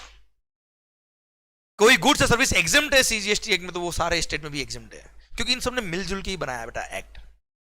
किस पे एग्जम्पशन होगा, किस पे रेट क्या होगी, सब इन्होंने मिलकर ही डिसाइड किया बेटा। क्लियर? तो ये जीएसटी काउंसिल है जिसने सारी स्टेट गवर्नमेंट और सेंट्रल गवर्नमेंट को मिलके एक साथ एक जगह जोड़ के रखा है बेटा। वरना सोचिए वन नेशन वन टैक्स, सारे एक्ट एक साथ बना दिए बेटा। जो सीजीएसटी एक्ट में लिखा है वही सारी एसजीएसटी एक्ट में होना चाहिए। या मैं कह दूं किसी एसजीएसटी एक्ट में कुछ लिखा है तो वही सारे स्टेट गवर्नमेंट में और सीजीएसटी एक्ट में भी वही लिखा होना चाहिए। सर अगर ये जीएसटी काउंसिल नहीं होता तो बताए क्या होता है? आज मान लो किसी स्टेट गवर्नमेंट, मान लो किसी गुड्स पर रेट ऑफ टैक्स कितना है, 9% है, सीजीएसटी में 9% है और सारे स्टेट में भी एसजीएसटी कितना है, 9% है बेटा। मान लो साहब वेस्ट बंगाल की सेंट्रल गवर्नमेंट से कुछ खनक गई, आतामाजी सटक ली, सर कोई तकलीफ हुई, या स्टेट गवर्नमेंट लगा नहीं साहब मार्कर पर रेट ऑफ टैक्स तो कम होना चाहिए।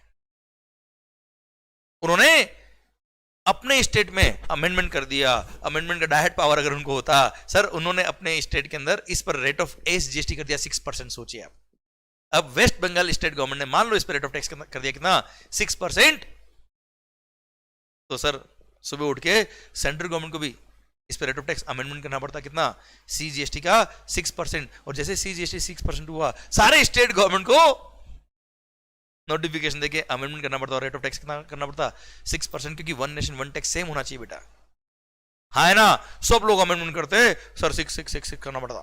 अब नेक्स्ट डे वापस वेस्ट बंगाल गवर्नमेंट बोलती नहीं नहीं 9% ही ठीक था साहब तो वापस उन्होंने अमेंडमेंट कर दिया कि एसजीएसटी की रेट इस पे कितनी होगी, 9% ही रहेगी।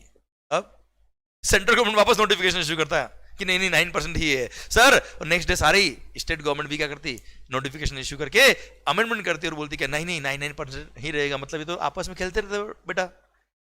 इधर से सेंट्रल गवर्नमेंट से कोई स्टेट गवर्नमेंट नाराज हो जाती, वो चेंज कर देता, वो चेंज करता तो सेंट्रल गवर्नमेंट को चेंज करना पड़ता, सेंट्रल गवर्नमेंट चेंज करती तो सारी स्टेट को चेंज करना पड़ता। मतलब ऐसा तो ये आपस में बैंड बजा देते लोगों की, देश की जनता तो पागल हो जाती। इसलिए जीएसटी काउंसिल आया, और जीएसटी काउंसिल ने क्या बोला, भाई इस तरह की कोई भी रेट ऑफ टैक्स वगैरह में चेंज अगर करना होगा तो पहले वो जीएसटी काउंसिल की मीटिंग में डिस्कशन होगा। जीएसटी काउंसिल की मीटिंग में जब वो डिसाइड होगा, उसके बाद हर स्टेट गवर्नमेंट और सेंट्रल गवर्नमेंट एक साथ नोटिफिकेशन इशू करेगी, सो दैट पूरे इंडिया में एक साथ जीएसटी अगर कुछ चेंज करना तो, रेट ऑफ टैक्स अगर चेंज करना तो एक साथ चेंज होगा, सारी स्टेट और सेंट्रल गवर्नमेंट में साथ में चेंज होगा। ऐसे किसी की मर्जी हो जाए चेंज हो जाए, ऐसा नहीं हो पाएगा। इतना बड़ा रोल प्ले किया जीएसटी काउंसिल ने, क्योंकि GST council is the representation of all the states and central government बेटा।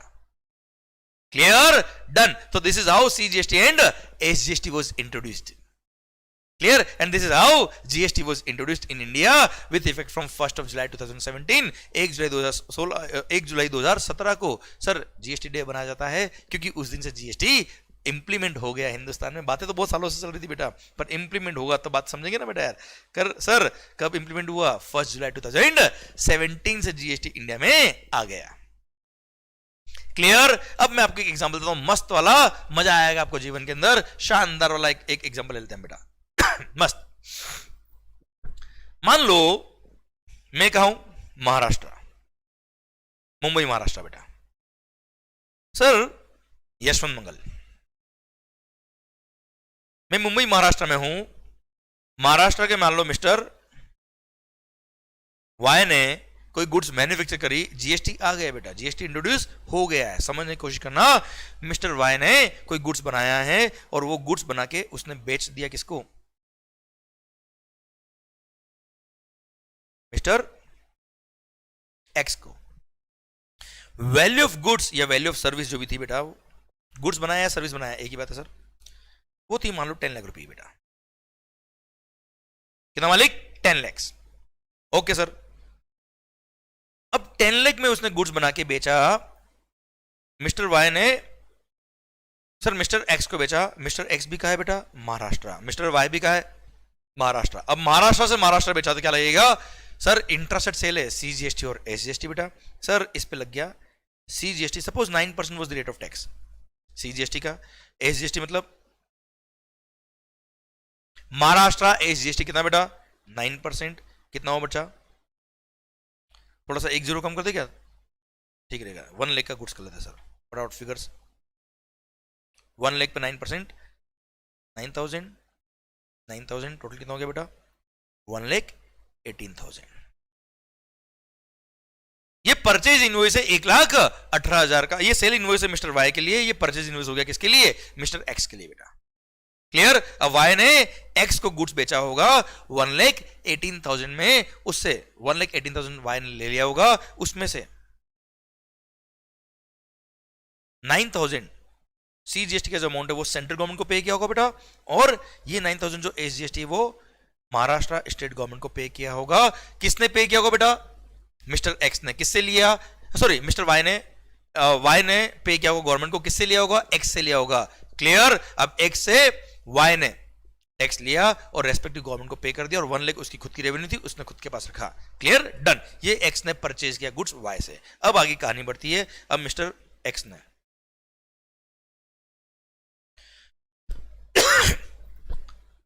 महाराष्ट्र के मिस्टर एम को महाराष्ट्र के मिस्टर एम को गुड्स बेच दिया। किसने? एक्स ने। Clear sir? अब महाराष्ट्र का मिस्टर एक्स भी महाराष्ट्र में, मिस्टर एम भी महाराष्ट्र में, सर क्या होगा? इंट्रास्टेट सेल है, अगेन सीजीएसटी और एसजीएसटी लगेगा। मान लो इसने जो गुड्स बेचा वो बेचा कितने में सर? कितने में बोलो सर? 2 लाख लिख देते।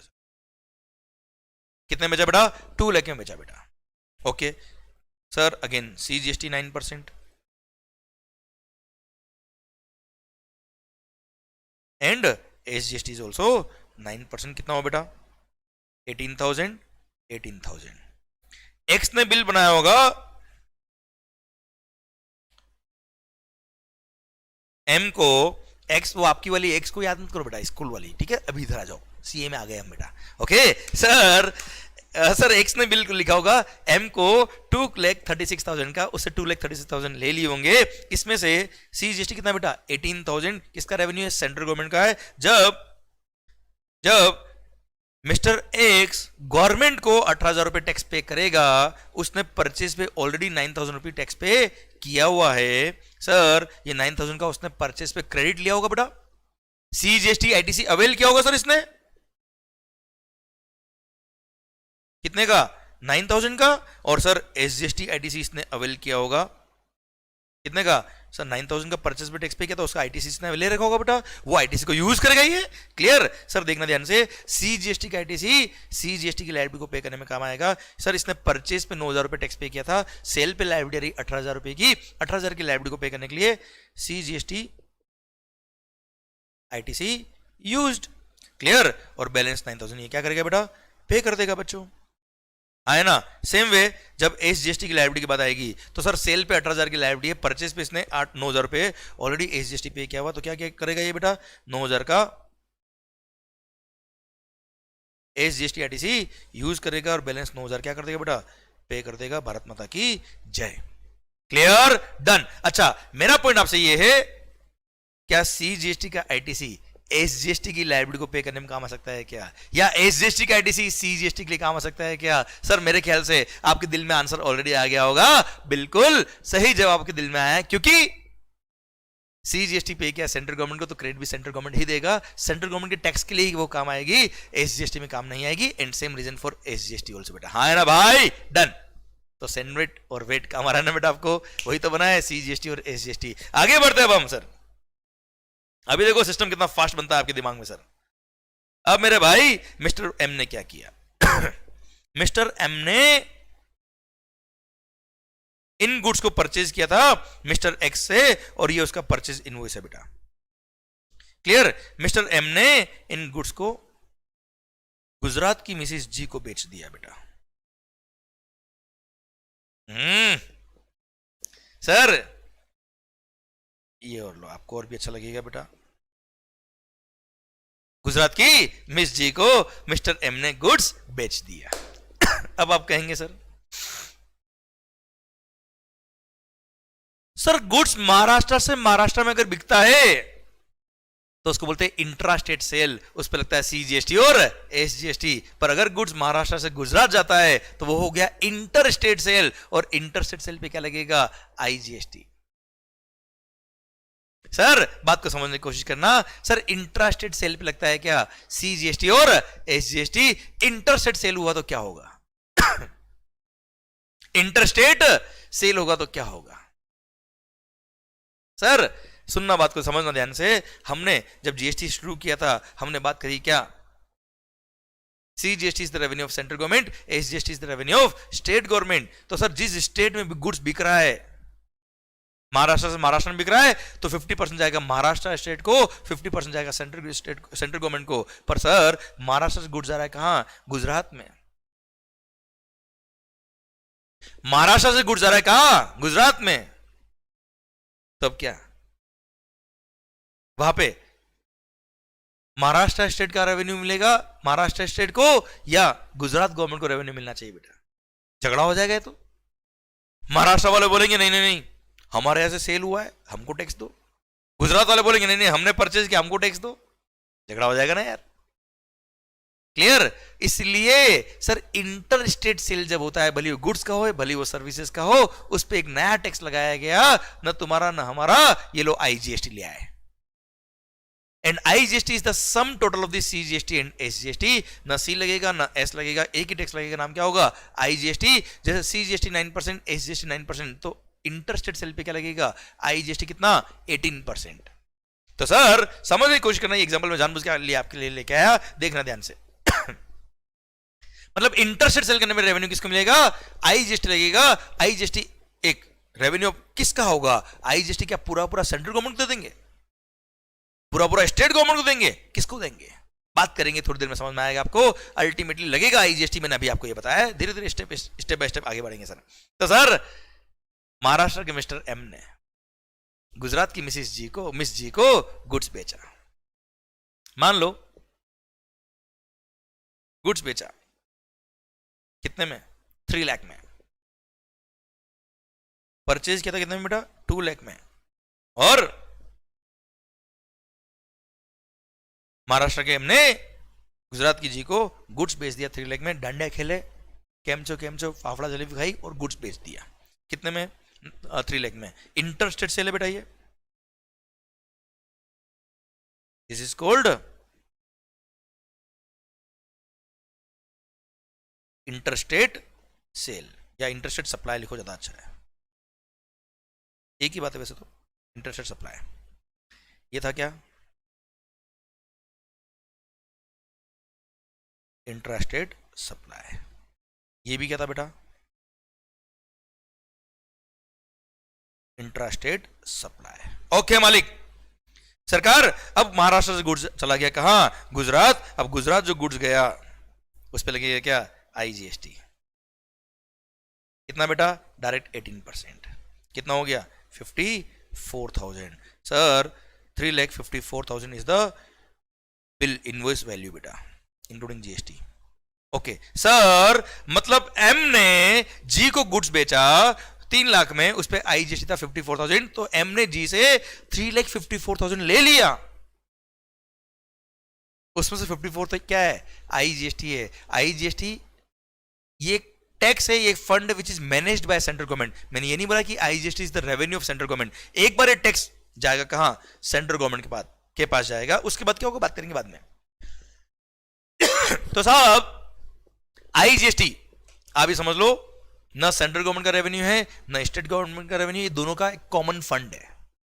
सेंट्रल गवर्नमेंट का भी और स्टेट गवर्नमेंट का भी कॉमन फंड है। नाम क्या है बेटा? IGST account. ठीक है मालिक। सर अब मेरे भाई मिस्टर एम ने मिस जी से गुड्स जब बेचा, उससे 3,54,000 सर टोटल अमाउंट ले लिया। उसमें से आईजीएसटी 54,000 आईजीएसटी बेटा जो इसको पे करना पड़ेगा। अब आईजीएसटी जो पे करेगा गवर्नमेंट को, कैसे पे करेगा? परचेज पे इसने सीजीएसटी पे किया 18,000, एसजीएसटी 18,000। मिस्टर एम ने जब गुड्स परचेज किया 18,000 सीजीएसटी पे किया, 18,000 एसजीएसटी पे किया। सर देखो सी का क्रेडिट एस के लिए काम नहीं आता है, एस का क्रेडिट सी के लिए काम नहीं आता। पर सर सोचिए सी और एस दोनों मैंने जो परचेज पे किया, मेरी सेल पे लायबिलिटी आ रही किसकी? आईजीएसटी की। अगर आईजीएसटी की लायबिलिटी को पे करने में अगर सीजीएसटी और एसजीएसटी जो मैंने परचेज पे किया उसका अगर क्रेडिट नहीं मिलेगा तो sir one nation one tax, smooth flow of ITC बर्बाद हो जाएगा बेटा। इसलिए अगर क्रेडिट नहीं मिलता तो ये 18,000 प्लस 18,000 36,000 जो इसने टैक्स पे किया, ये इसकी कॉस्ट का पार्ट बन जाता बच्चों। One nation one tax, smooth flow of ITC का बैंड बन जाता बच्चों। इसलिए सर सीजीएसटी का आईटीसी 18,000 इसको बिल्कुल मिलेगा। खास बात एसजीएसटी का जो आईटीसी है वो भी 18,000 इसको पूरा मिलेगा। एंड आईजीएसटी की लायबिलिटी को पे करने के लिए सीजीएसटी और एसजीएसटी दोनों का आईटीसी काम आता है। कोई तकलीफ वाली बात नहीं है। मतलब आईजीएसटी की लायबिलिटी है सेल पर कितना? 54,000 का। परचेज पे आपने 18,000 रुपये, सीजीएसटी का आईटीसी आपके पास पड़ा है वो आप यूज करेंगे। 18,000 आपने एसजीएसटी पे किया था उसका आईटीसी यूज करेंगे आप। Clear?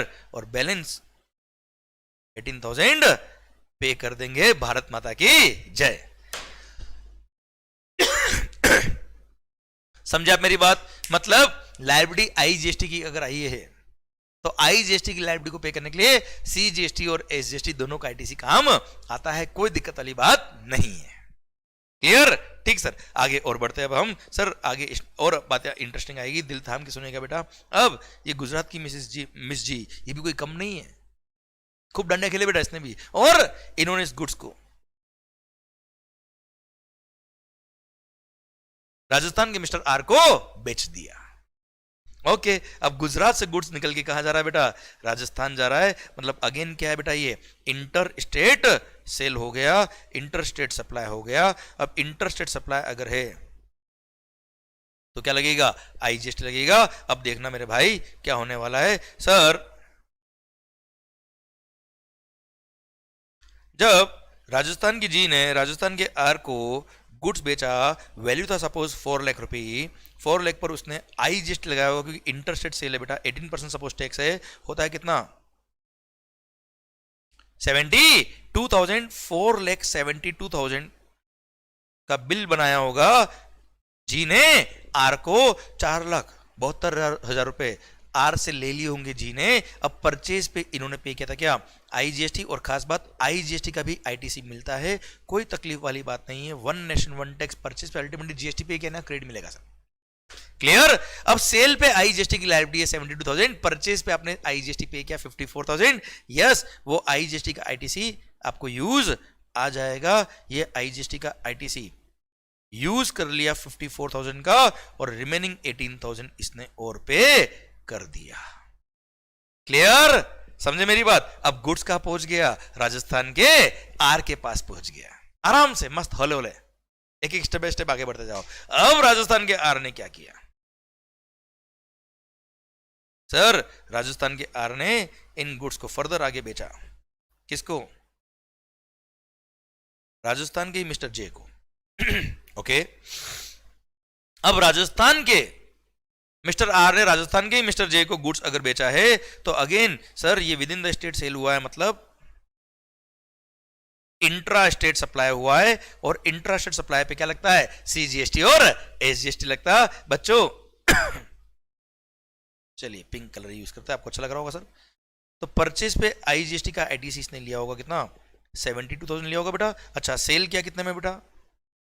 Value 5 lakh suppose.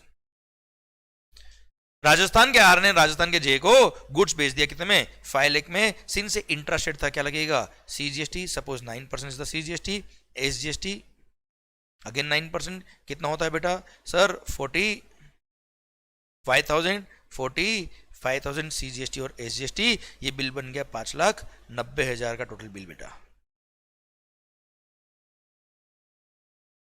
Clear? अब राजस्थान के मिस्टर आर ने राजस्थान के मिस्टर जे को जब गुड्स बेचा, उसको 5,90,000 का बिल बनाया, उसमें सीजीएसटी 45,000, एसजीएसटी 45,000, उससे 5,90,000 लिया होगा। अब इसमें से 45,000 पे करना है सेंट्रल गवर्नमेंट को, 45,000 पे करना है स्टेट गवर्नमेंट को। जब मिस्टर आर सेंट्रल गवर्नमेंट को 45,000 पे करेगा, स्टेट गवर्नमेंट को 45,000 पे करेगा, एसजीएसटी परचेज पे पे किया हुआ इसने 72,000 आईजीएसटी। क्वेश्चन आता है क्या? परचेज पे जो आईजीएसटी पे किया हुआ है उसका इनपुट टैक्स क्रेडिट सीजीएसटी और एसजीएसटी में काम आएगा कि नहीं आएगा? बिल्कुल आएगा, कोई तकलीफ वाली बात नहीं है। नाउ दिस आईजीएसटी का ITC can be used for CGST as well as SGST, आप दोनों में यूज कर सकते हो। आप चाहे तो आधा आधा क्रेडिट यूज करें, आप चाहे तो पूरा पहले सीजीएसटी में यूज कर ले फिर एसजीएसटी में यूज कर ले, कोई फर्क नहीं पड़ रहा। Sir credit of IGST can be used for CGST and liability of SGST in any order in any proportion। आप किसी भी ऑर्डर किसी भी प्रोपोर्शन में IGST के ITC को CGST की लायबिलिटी और SGST की लायबिलिटी के लिए यूज कर सकते हो। अब समझना बात को ध्यान से। मान लो हमारे भाई मिस्टर आर ने परचेज पे टैक्स पे किया आईजीएसटी 72,000, सेल पे लायबिलिटी सीजीएसटी की 45,000 की, एसजीएसटी की 45,000 की। क्या करेगा? मान लो इसने ऐसा किया 45,000 का लायबिलिटी पे करने के लिए पूरा का पूरा 45,000 का आईजीएसटी का आईटीसी यूज कर लिया सर।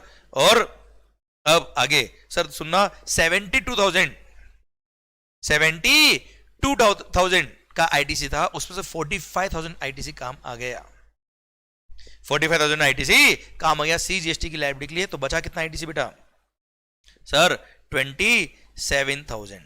हाजी मालिक 27,000 का आईजीएसटी आईटीसी जो बच गया वो उसने यूज कर लिया किसके लिए, एसजीएसटी की लायबिलिटी को पे करने के लिए। और बैलेंस कितना बचता है भाई 18,000 रुपया, 18,000 उसने क्या कर दिया पे कर दिया। क्या पे किया होगा बेटा, एसजीएसटी की लायबिलिटी पे कर दी होगी। अब सर अल्टीमेटली 45,000 सीजीएसटी पे हो गया, 45,000 एसजीएसटी पे हो गया। सर ये आईटीसी जो है वो रेस्पेक्टिव टैक्स पे करने में काम आ गया, कोई फर्क नहीं पड़ता। अच्छा अब आप 2 मिनट के लिए आपको माइंड में क्वेश्चन आएगा कि सर आईजीएसटी का आईटीसी जो सी में काम आया उसका क्या होगा, 27,000 ही एस में काम आया उसका क्या होगा, हम बात करेंगे 2 मिनट बाद। वैसे मैं बताता हूं 45,000 अल्टीमेटली सेंट्रल गवर्नमेंट को मिल गया, 45,000 एसजीएसटी स्टेट गवर्नमेंट को, राजस्थान स्टेट गवर्नमेंट को मिल गया। ये हम बात करेंगे थोड़ी देर बाद, समझ में आएगा। यहां तक समझ में आएगा बेटा आपको। तो अल्टीमेटली मैंने आपको यह समझाया इस एग्जांपल के थ्रू कि इंट्रास्टेट सेल क्या होता है, एक छोटा सा एक एग्जांपल के थ्रू मैंने समझाने की कोशिश करी। इंटरस्टेट सेल क्या होता है थोड़ा मैंने आपको आइडिया दिया बेटा। इंट्रास्टेट सेल पर सीजीएसटी और एसजीएसटी लगता है, इंटरस्टेट सेल पर आईजीएसटी लगता है बेटा। क्लियर, सीजीएसटी का क्रेडिट सी में भी काम आता है और आईजीएसटी की लायबिलिटी को पे करने में भी काम आता है। एसजीएसटी का क्रेडिट एसजीएसटी की लायबिलिटी को पे करने में भी काम आता है, आईजीएसटी की लायबिलिटी को पे करने में भी काम आता है। पर सीजीएसटी का क्रेडिट एसजीएसटी में काम नहीं आता, एसजीएसटी का क्रेडिट सीजीएसटी की लायबिलिटी में काम नहीं आता। हाँ, परचेस पे आपने आईजीएसटी पे किया हुआ है तो आईजीएसटी का क्रेडिट आईजीएसटी की लायबिलिटी को पे करने में भी काम आता है, सीजीएसटी की लायबिलिटी को पे करने में भी काम आता है और एस में भी काम आता है। मतलब आईजीएसटी एक यूनिवर्सल ब्लड है, सब में काम आता है भाई। आईजीएसटी की हेल्प भी सब कर सकते हैं, आईजीएसटी भी सबकी हेल्प करता है। क्लियर, भले वो सीजीएसटी हो एसजीएसटी हो आईजीएसटी हो कोई फर्क नहीं पड़ता, पर सी और एस आपस में काम नहीं आते, बस ये समझ लीजिए आप बेटा। Clear, done. सरकार यहां तक बात समझे क्या मेरी आप? हाँ है ना भाई, क्लियर। तो इंटरस्टेट सेल करने पर आईजीएसटी लगता, इसके लिए अलग से एक एक्ट और लेके आए जिसका नाम क्या है, आईजीएसटी एक्ट। क्लियर सर, तो एक एक्ट और लेके आए उसका नाम क्या रखा बेटा, आईजीएसटी एक्ट। तो हर स्टेट में हर स्टेट का अपना अपना अलग एसजीएसटी एक्ट है बेटा। एक पूरे इंडिया के लिए एक सीजीएसटी एक्ट है और एक आईजीएसटी एक्ट और आ गया बेटा। क्लियर, हम बात करते हैं बेटा, अभी धीरे धीरे समझ में आएगा बेटा आपको। क्लियर, अब मेरी बात को समझने की कोशिश करना। ये तो मैंने आपको बताया कि इनपुट टैक्स क्रेडिट चेन कैसे फ्लो होगी, कैसे क्रेडिट मिलता है बेटा। अब एक लास्ट बात और कहूंगा मैं आपसे, उसके बाद इस लेक्चर को हम रोकेंगे, फिर हम नेक्स्ट डे पढ़ेंगे। सरकार बात को समझने की कोशिश करना, मजा आने वाला सर आपको। अभी जो कहानी बताई ना, इसका कंक्लूजन एक शानदार वाला आने वाला है। सरकार देखना ध्यान से, दिल थाम के सुनिएगा, दिल थाम के समझिएगा बेटा।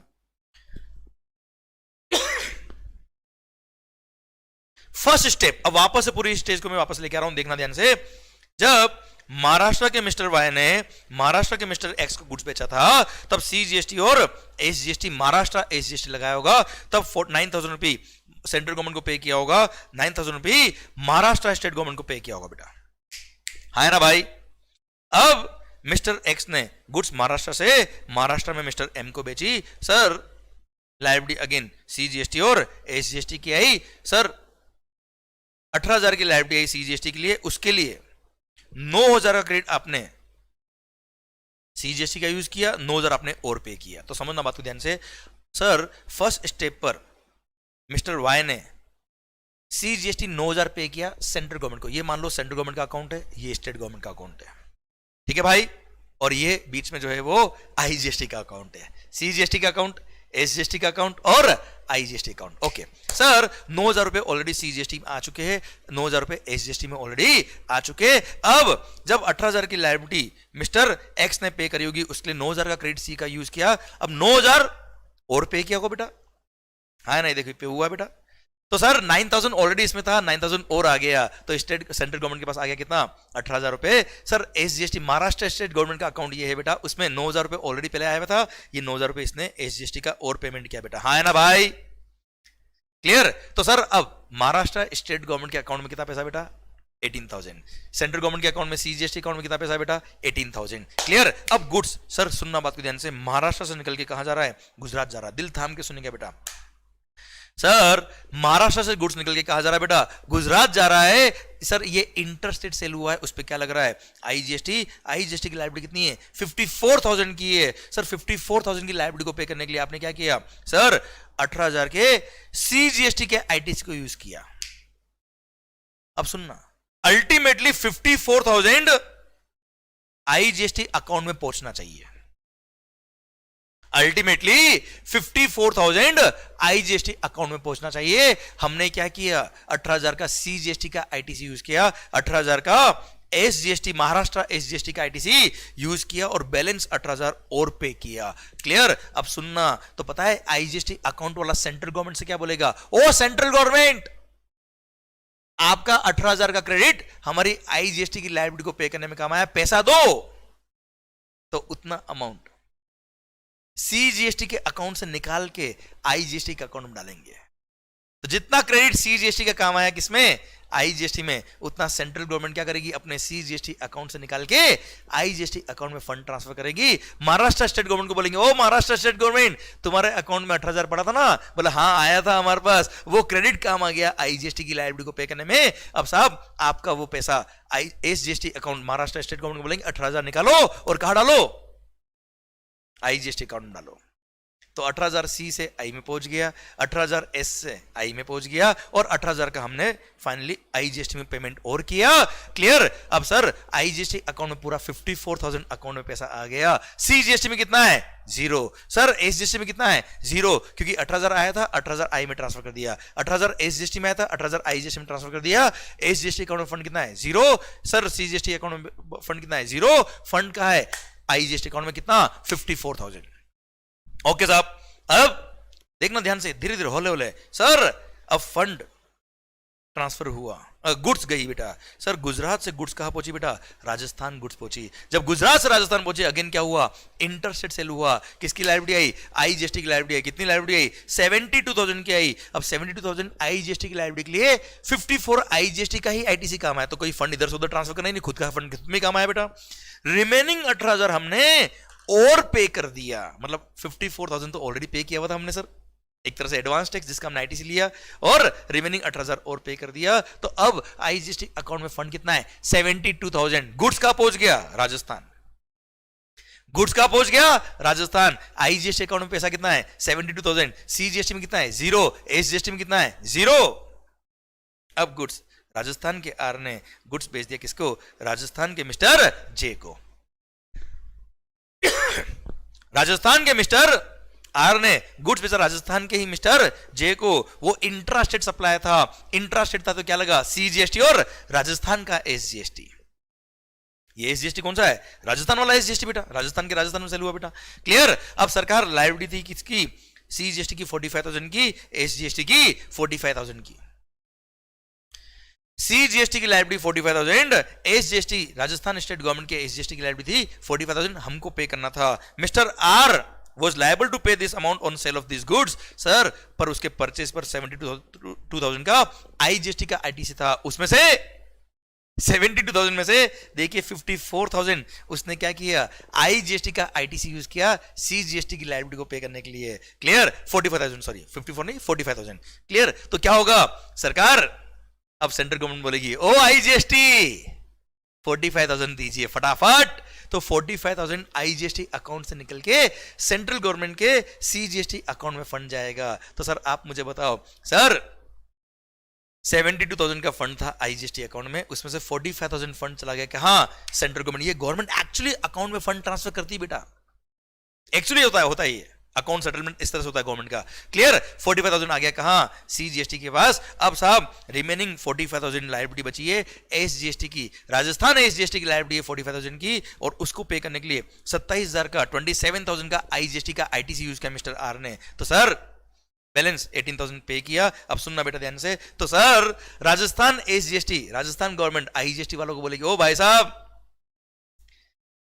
आपका 27,000 का आईटीसी हमारी लायबिलिटी को पे करने में काम आया। मतलब यहां से फंड निकालो और राजस्थान एसजीएसटी को दो। यस, आईजीएसटी से 27,000 ट्रांसफर होगा फंड कहां? एसजीएसटी अकाउंट में। और सर 18,000 का हमने already payment SGST Rajasthan SGST में किया पेमेंट बेटा। किसने? मिस्टर आर ने बेटा। तो 18,000 तो हमने पेमेंट कर दिया। सर 27,000 का आईटीसी का अमाउंट वहां से आईजीएसटी अकाउंट से आईजीएसटी अकाउंट से राजस्थान एसजीएसटी के अकाउंट में आ जाएगा बेटा। क्लियर? तो राजस्थान एसजीएसटी के अकाउंट में पैसा कितना आ गया बेटा? 45,000। सीजीएसटी का अमाउंट कितना है? 45,000। आईजीएसटी के पास फंड कितना था बेटा? 72,000 फंड था, पर 72 में से 45 गया कहां पर? सीजीएसटी के अकाउंट में। 72 में से 27 चला गया कहां?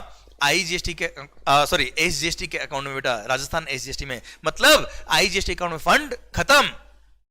क्लियर? और सर फंड अभी कहा है बेटा? प्रेजेंटली 45,000 सीजीएसटी के अकाउंट में और 45,000 राजस्थान एसजीएसटी के अकाउंट में। अब मान लो ये जो मिस्टर जे था, ये सपोज एंड कंज्यूमर है। अरे कौन है मालिक? And consumer.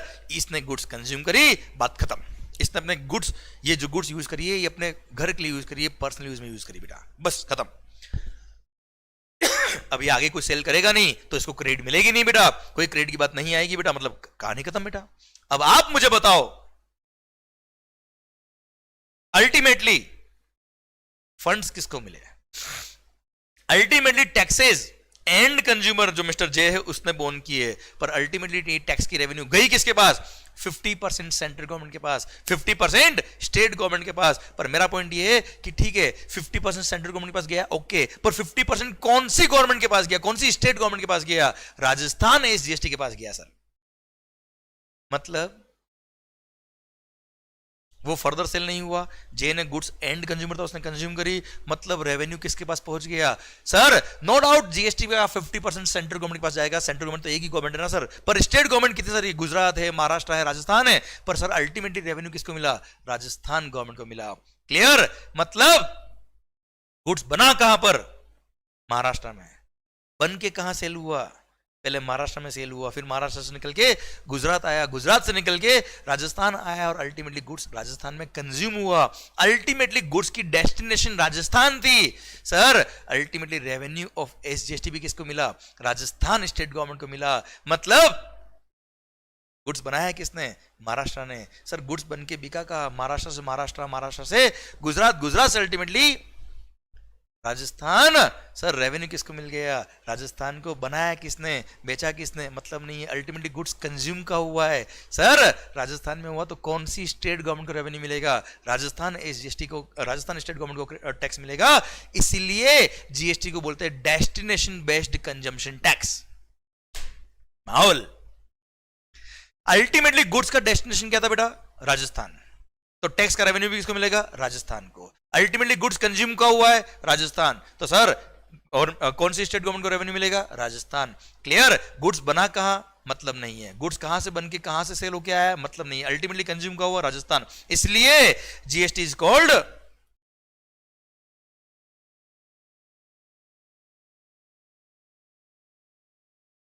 Destination based consumption tax. जिस स्टेट में कंज्यूम होगा गुड्स, जिस स्टेट में सर्विसेज कंज्यूम होगी, जिस स्टेट में अल्टीमेटली गुड्स का या सर्विसेज का डेस्टिनेशन होगा, उस स्टेट गवर्नमेंट को रेवेन्यू मिलेगा। 50% तो सेंट्रल गवर्नमेंट को मिलेगा ही मिलेगा सर, कहीं भी कंज्यूम हो सर, पर रिमेनिंग 50% कौन सी स्टेट गवर्नमेंट को मिलेगा? सर वो हमने सीखा। आई होप आपको समझ में आया। माहौल जबरदस्त शानदार बेटा। पता है किस्मत बदलते वक्त नहीं लगता।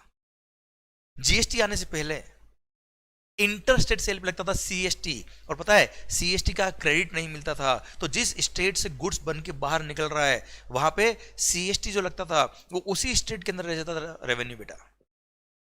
मतलब पहले बिफोर जीएसटी जो मैन्युफैक्चरिंग बेस्ड स्टेट्स थे, जो मैन्युफैक्चरिंग बेस्ड स्टेट्स थे, उनको रेवेन्यू ज्यादा मिलता था, उनको पैसा ज्यादा मिलता था, क्योंकि जैसे ही उनकी स्टेट से गुड्स बाहर निकलेगा सीएसटी लगेगा, और सीएसटी का क्रेडिट किसको भी नहीं मिलेगा, तो उसका रेवेन्यू उसी स्टेट गवर्नमेंट के पास रह जाता था जिसने गुड्स बनाया है। पर जीएसटी आने के बाद किस्मत बदल गई, वक्त बदल गया, माहौल चेंज हो गया। और सर पहले मैन्युफैक्चरिंग बेस्ड स्टेट्स, मतलब जहां पे फैक्ट्रीज बहुत ज्यादा होती थी, उनको जीएसटी आने के, उनको वेट लॉज में, सीएसटी लॉ में फायदा ज्यादा था रेवेन्यू वाइज। और जीएसटी आने के बाद किस्मत बदल गई। जीएसटी आने के बाद जो अल्टीमेटली कंज्यूमर बेस्ड स्टेट से जहां पे कंज्यूमर ज्यादा है सर, उनको रेवेन्यू ज्यादा मिलने लग गया सर। तो पता है जब जीएसटी नया नया आ रहा था, बात चल रही थी गवर्नमेंट के बीच में कि जीएसटी लाया कि नहीं लाया, डिस्कशन कर रहे थे, तो जितने भी मैन्युफैक्चरिंग बेस्ड स्टेट्स थे जिसमें मैन्युफैक्चरिंग यूनिट्स बहुत ज्यादा थी बेटा जिन स्टेट्स में, वो नाराज हो गए, बोलते नहीं नहीं हम तो हमारे स्टेट में वेट और सीएसटी रखेंगे, हमको जीएसटी नहीं चाहिए, हम लॉस क्यों बियर करें? वन नेशन वन टैक्स, देश का भला होगा ठीक है, हमारा नुकसान करके देश का भला हम क्यों करें भाई? लोग तो सब तरह के होते हैं ना यार कहने वाले। तो manufactured based states, manufacturing based states बोलते नहीं नहीं नहीं हम जीएसटी एक्सेप्ट नहीं करते। वाह भाई, हमको क्यों नुकसान हो, देश आगे बढ़े, हमारा स्टेट पीछे रह जाए, क्यों? या तो हमको कंपनसेट करो या हमारे पुराने लॉ जो है वो ठीक है साहब, वन नेशन वन टैक्स गया तेल लेने। तो पता है क्या किया सेंट्रल गवर्नमेंट? बोला अरे चिंता ना करें, अगर गवर्नमेंट ने एक एक्ट अलग से बनाया और बोला क्या, चिंता ना करें अगर किसी स्टेट गवर्नमेंट को अगर जीएसटी नहीं आता और वेट ही चलता, वेट सीएसटी, तो उसका जो रेवेन्यू होता उसको कंपेयर करेंगे एसजीएसटी की उसकी साल भर की रेवेन्यू से। अगर उसको कोई लॉस हुआ होगा, मतलब अगर वेट या सीएसटी होता तो उसकी रेवेन्यू इतनी होती, और अगर जीएसटी आने के बाद उसको अगर लॉस हुआ है तो जितना लॉस हुआ उस स्टेट गवर्नमेंट को उतना फंड कंपनसेशन दिया जाएगा, उतना फंड दिया जाएगा, पर तुम चिंता मत करो, हम हैं आपके साथ। स्टेट गवर्नमेंट ने एक बार ताली बजा दी, मजा आ गया मजा आ गया, पर फिर एकदम ध्यान आया भाई कंपनसेशन करोगे तो पैसा कहां से लाओगे, कंपनसेशन दोगे तो कहां से दोगे? जिन स्टेट को फायदा हो उनसे निकाल के दोगे, तो जिन स्टेट को फायदा हो वो बोलेंगे हम क्यों देंगे हमारा पैसा, हमारा पैसा हमारे पास रहेगा। तो गवर्नमेंट ने स्कीम लगाई, दिमाग लगाया, गवर्नमेंट ने कोई बात नहीं चिंता ना करो, हम कुछ स्पेसिफाइड गुड्स पे एक एक्स्ट्रा टैक्स लगाएंगे जिसका नाम होगा क्या, जीएसटी कंपनसेशन सेस। क्या नाम होगा बेटा?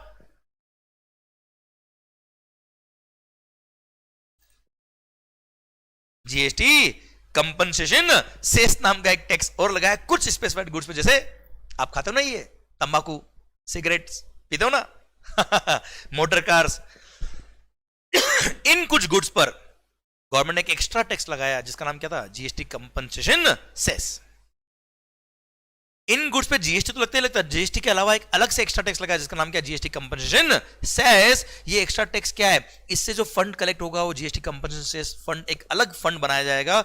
ये फंड यूज करेंगे उन सारी स्टेट गवर्नमेंट को कंपनसेट करने के लिए जिनको जीएसटी आने की वजह से उनकी स्टेट गवर्नमेंट की रेवेन्यू अगर कम हुई है एज कंपेयर टू वेट या सीएसटी, तो उतना कंपनसेशन उस फंड से देंगे। मतलब जो लोग तंबाकू खा रहे, टोबैको खा रहे, टोबैको बेस्ड गुड्स खा रहे, सिगरेट्स पी रहे, सर वो देश की भलाई के लिए काम कर रहे हैं। एक दिन कोई बच्चा मेरे को मिल गया सिगरेट पीते हुए, मैंने कहा भाई सिगरेट क्यों पी रहा है?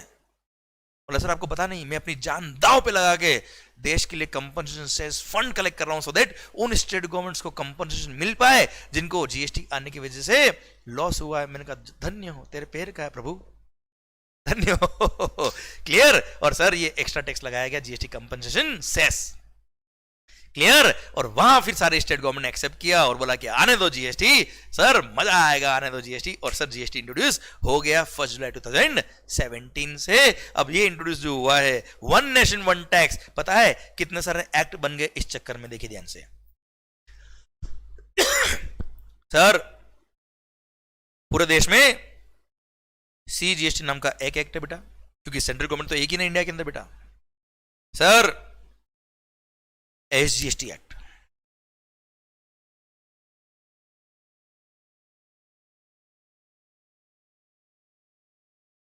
सीजीएसटी एक्ट, एक एक्ट बना हुआ है बेटा। अब सर एसजीएसटी एक्ट हर स्टेट गवर्नमेंट का अपना अपना एक्ट अलग है, क्योंकि हर स्टेट गवर्नमेंट को अपने अपने स्टेट लेजिस्लेचर में इसको पास करना पड़ेगा, लेजिस्लेटिव असेंबली में पास करना पड़ेगा सर, क्योंकि हर वो स्टेट गवर्नमेंट टैक्स लगा रही है बेटा एक तरह से। क्लियर? तो सर हर स्टेट का अपना अपना एसजीएसटी एक्ट अलग है, भले वो सेम है बेटा पर अलग है। चलो कितने स्टेट से देश के अंदर बेटा बताना एक बार। ओ भाई स्टेट्स सर 28 स्टेट से 28 एसजीएसटी हर स्टेट का अलग अलग पास हुआ है साहब। प्लस पता है जितनी यूनियन टेरिटरीज है उनके लिए एक अलग से एक्ट बना हुआ है, यूटी जीएसटी एक्ट। नाम क्या बेटा? UT GST act, union territory GST act, act बनाया हुआ है। यूनियन टेरिटरीज में अगर आपने सेल किया बेटा, जैसे मान लो दमन एंड दीव, उस यूनियन टेरिटरी में आप हो बेटा, वहां पे कोई इंट्रा स्टेट सेल किया बेटा, तो वहां पे सीजीएसटी और यूटी जीएसटी लगेगा। That is not the state government, वो यूनियन टेरिटरी बेटा, तो सीजीएसटी प्लस यूटी जीएसटी लगेगा। सीजीएसटी रेवेन्यू होगा सेंट्रल गवर्नमेंट का, और यूटी जीएसटी यूनियन टेरिटरी के लिए वो फंड काम आएगा, सेंट्रल गवर्नमेंट मैनेज करती है बेटा इसको। Union territories are manage by union government बेटा, सेंट्रल गवर्नमेंट बेटा। क्लियर? वो यूटी जीएसटी का रेवेन्यू होगा बेटा कुल मिला के। क्लियर? तो यूटी जीएसटी एक्ट एक्ट बना, सीजीएसटी एक्ट एक्ट बना। स्टेट्स कितने? 28 स्टेट एक्ट बन गए, पर 3 यूनियन टेरिटरीज ऐसी है। कितनी? 3। दिल्ली, पुडुचेरी जिसको पौंडीचेरी बोलते बेटा, और जम्मू एंड कश्मीर। ये 3 यूनियन टेरिटरीज ऐसी है जिनका खुद का अपना अपना स्टेट लेजिस्लेचर है। जैसे दिल्ली में आम आदमी पार्टी, आपने सुना होगा बेटा। क्लियर? यूनियन टेरिटरी पर उसका खुद का अपना स्टेट लेजिस्लेचर है बेटा, अपनी खुद की विधानसभा है वहां पे। इसलिए ये 3 यूनियन टेरिटरीज में, आई रिपीट, नाम बुक में मिल जाएगा बेटा आपको, दिल्ली, पुडुचेरी एंड जम्मू एंड कश्मीर। देखो जम्मू एंड कश्मीर हमारा था, हमारा है, हमारा रहेगा, भारत माता की जय। सर सुनना बात को ध्यान से, तो 3 यूनियन टेरिटरीज ऐसी जिनका खुद का स्टेट लेजिस्लेचर है, इसलिए उन 3 यूनियन टेरिटरीज में भी अपना अपना एसजीएसटी एक्ट है। तो टोटल 31 एसजीएसटी एक्ट्स है इंडिया के अंदर, 1 सीजीएसटी एक्ट है, 1 यूटी जीएसटी एक्ट है जो बाकी सारी यूनियन टेरिटरीज में अप्लाई होता है बेटा। और अभी जैसे हमने बात करी इंटर स्टेट सप्लाई पे, क्या लगता है बेटा? आईजीएसटी। तो एक पूरे इंडिया के लिए इंटर स्टेट सप्लाई के लिए एक आईजीएसटी एक्ट बनाया हुआ है। और अभी अभी हमने बात करी क्या, उन सारे स्टेट को कंपनसेशन देने के लिए जहां लॉस होगा जीएसटी की वजह से, उनको एक सेस देने के लिए, कंपनसेशन देने के लिए अलग से एक्ट बनाया, क्योंकि ये टैक्स लगाना है मतलब एक्ट होना चाहिए बेटा, एक्ट की अथॉरिटी होनी चाहिए बेटा। तो एक एक्ट अलग से बना जिसका नाम क्या है? जीएसटी ब्रैकेट में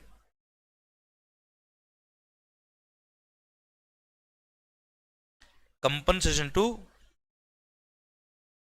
स्टेट्स एक्ट, एक एक्ट अलग से बनाया। सर ये सब 2017 में पास हुए, इसलिए 2017 लिखा हुआ है। क्लियर? सारे एक्ट बने कब? 2017 ईयर में सर। इसलिए लास्ट नाम क्या रखा? GST compensation to states act 2017। GST compensation cess लगाने के लिए अल्टीमेटली देखा जाए तो टोटल 35 एक्ट्स बन गए। हाँ है ना भाई? तो सर 1 नेशन 1 टैक्स 1 मार्केट का सपना पूरा करने के लिए सर 35 एक्ट बनाने पड़े। पर हाँ चिंता ना करे, अगर आपने ये एक सीजीएसटी एक्ट पढ़ लिया मतलब समझना बाकी सारे 31 एसजीएसटी एक्ट भी आपको आते हैं।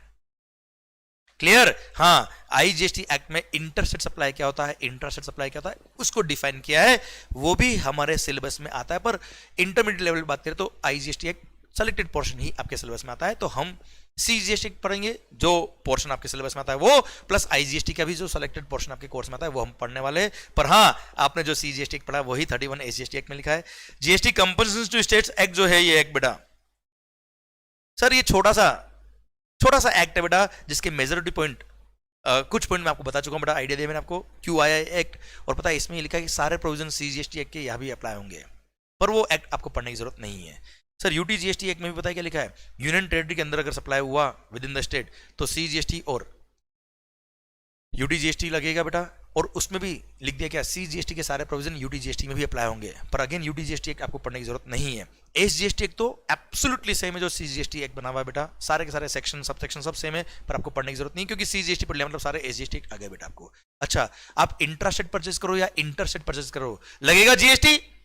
पर परचेज पे सी और एस पे करो या आईजीएसटी पे करो, सारा आईटीसी मिलने वाला है। इसलिए आप मान लो मध्य प्रदेश में हो और आप गुड्स खरीदते हो कहां से? गुजरात से, या आप गुड्स खरीदते हो मध्य प्रदेश से, मध्य प्रदेश में ही, तो भी सेम, भले सी और एस लगे टैक्स, सीजीएसटी और एसजीएसटी, या आईजीएसटी टैक्स लगे इंटरस्टेट परचेज करने पर, लगेगा तो same rate of tax. CGST plus SGST कर दो तो जो रेट आती है वो होती है आईजीएसटी की रेट।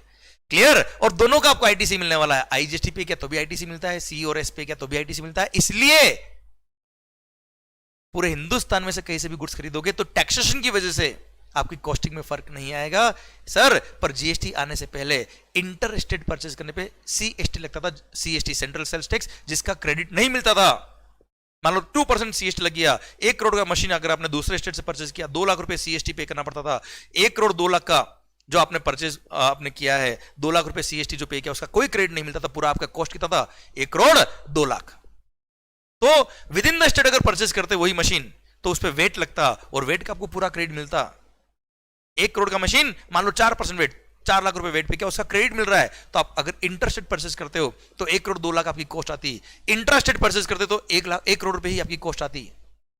तो पहले जीएसटी आने से पहले सर आपको इंटरस्टेट परचेज करना है कि नहीं करना है सोचना पड़ता था टैक्सेशन की वजह से। पर जीएसटी आने के बाद पूरा देश एक ही मार्केट बन गया है, क्योंकि आप इंट्रास्टेट परचेज करो या इंटरस्टेट परचेज करो, सीजीएसटी और एसजीएसटी पे करो या आईजीएसटी पे करो, आपको पूरा इनपुट टैक्स क्रेडिट मिलने वाला है।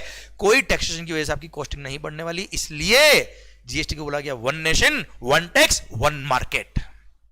है ना भाई, क्लियर। पर उसके लिए ये सारे एक्ट बने। शायद मेरी बात आप तक पहुंच गई, शायद आपको पॉइंट समझ में आ गया। जीएसटी क्या है, वन नेशन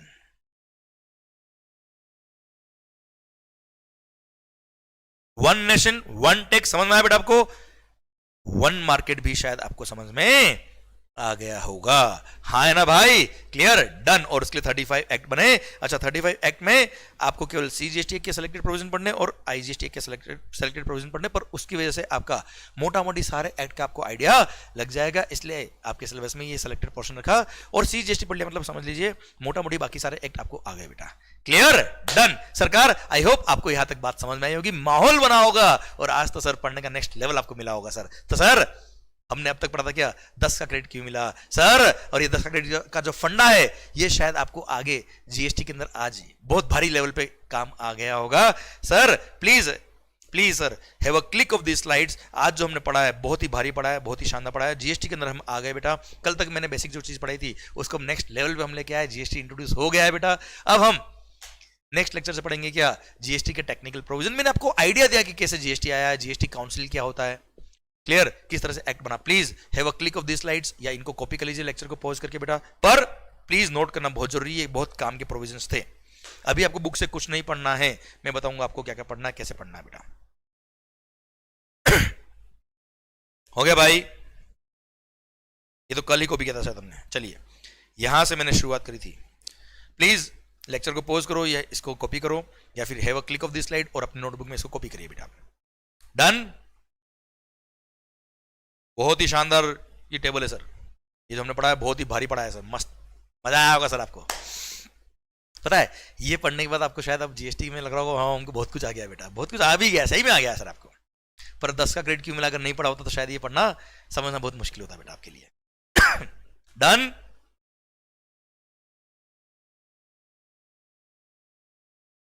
देखिए यहां से शुरुआत करी हमने, ओके।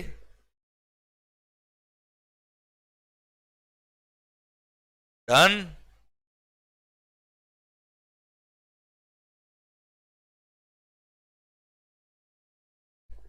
डन। भारत माता की जय। मस्त होके पढ़िए, खुश होके पढ़िए। सर हम शुरू करेंगे टेक्निकल पॉइंट्स कल से। सरकार यहां तक आपके एंड पे होना चाहिए, ये आपके एंड पे रिवीजन होना चाहिए तो मजा आएगा, क्योंकि सर पढ़ेगा इंडिया तभी तो बढ़ेगा इंडिया, और इंडिया की कमान आपके हाथ में आने वाली है सर। सर मस्त होके पढ़िए, खुश होके पढ़िए, कॉन्सेप्चुअली पढ़िए, प्रैक्टिकली इमेजिन करके पढ़िए, which is very much important sir. And हम सारे टॉपिक को ऐसे ही कॉन्सेप्चुअली प्रैक्टिकली विद एग्जांपल पढ़ेंगे, मजा आएगा। आप सीखिए, सीखने के लिए पढ़िए सर। सर कोर्स पूरा करने के लिए मत पढ़िए, कोर्स अपने आप पूरा हो जाएगा, वो मेरे पे छोड़ दीजिए बेटा। आप मस्त होके पढ़िए। All the best, love you lot. इसको रिवाइज जरूर करिएगा जो मैंने अब तक पढ़ा है आपको। माहौल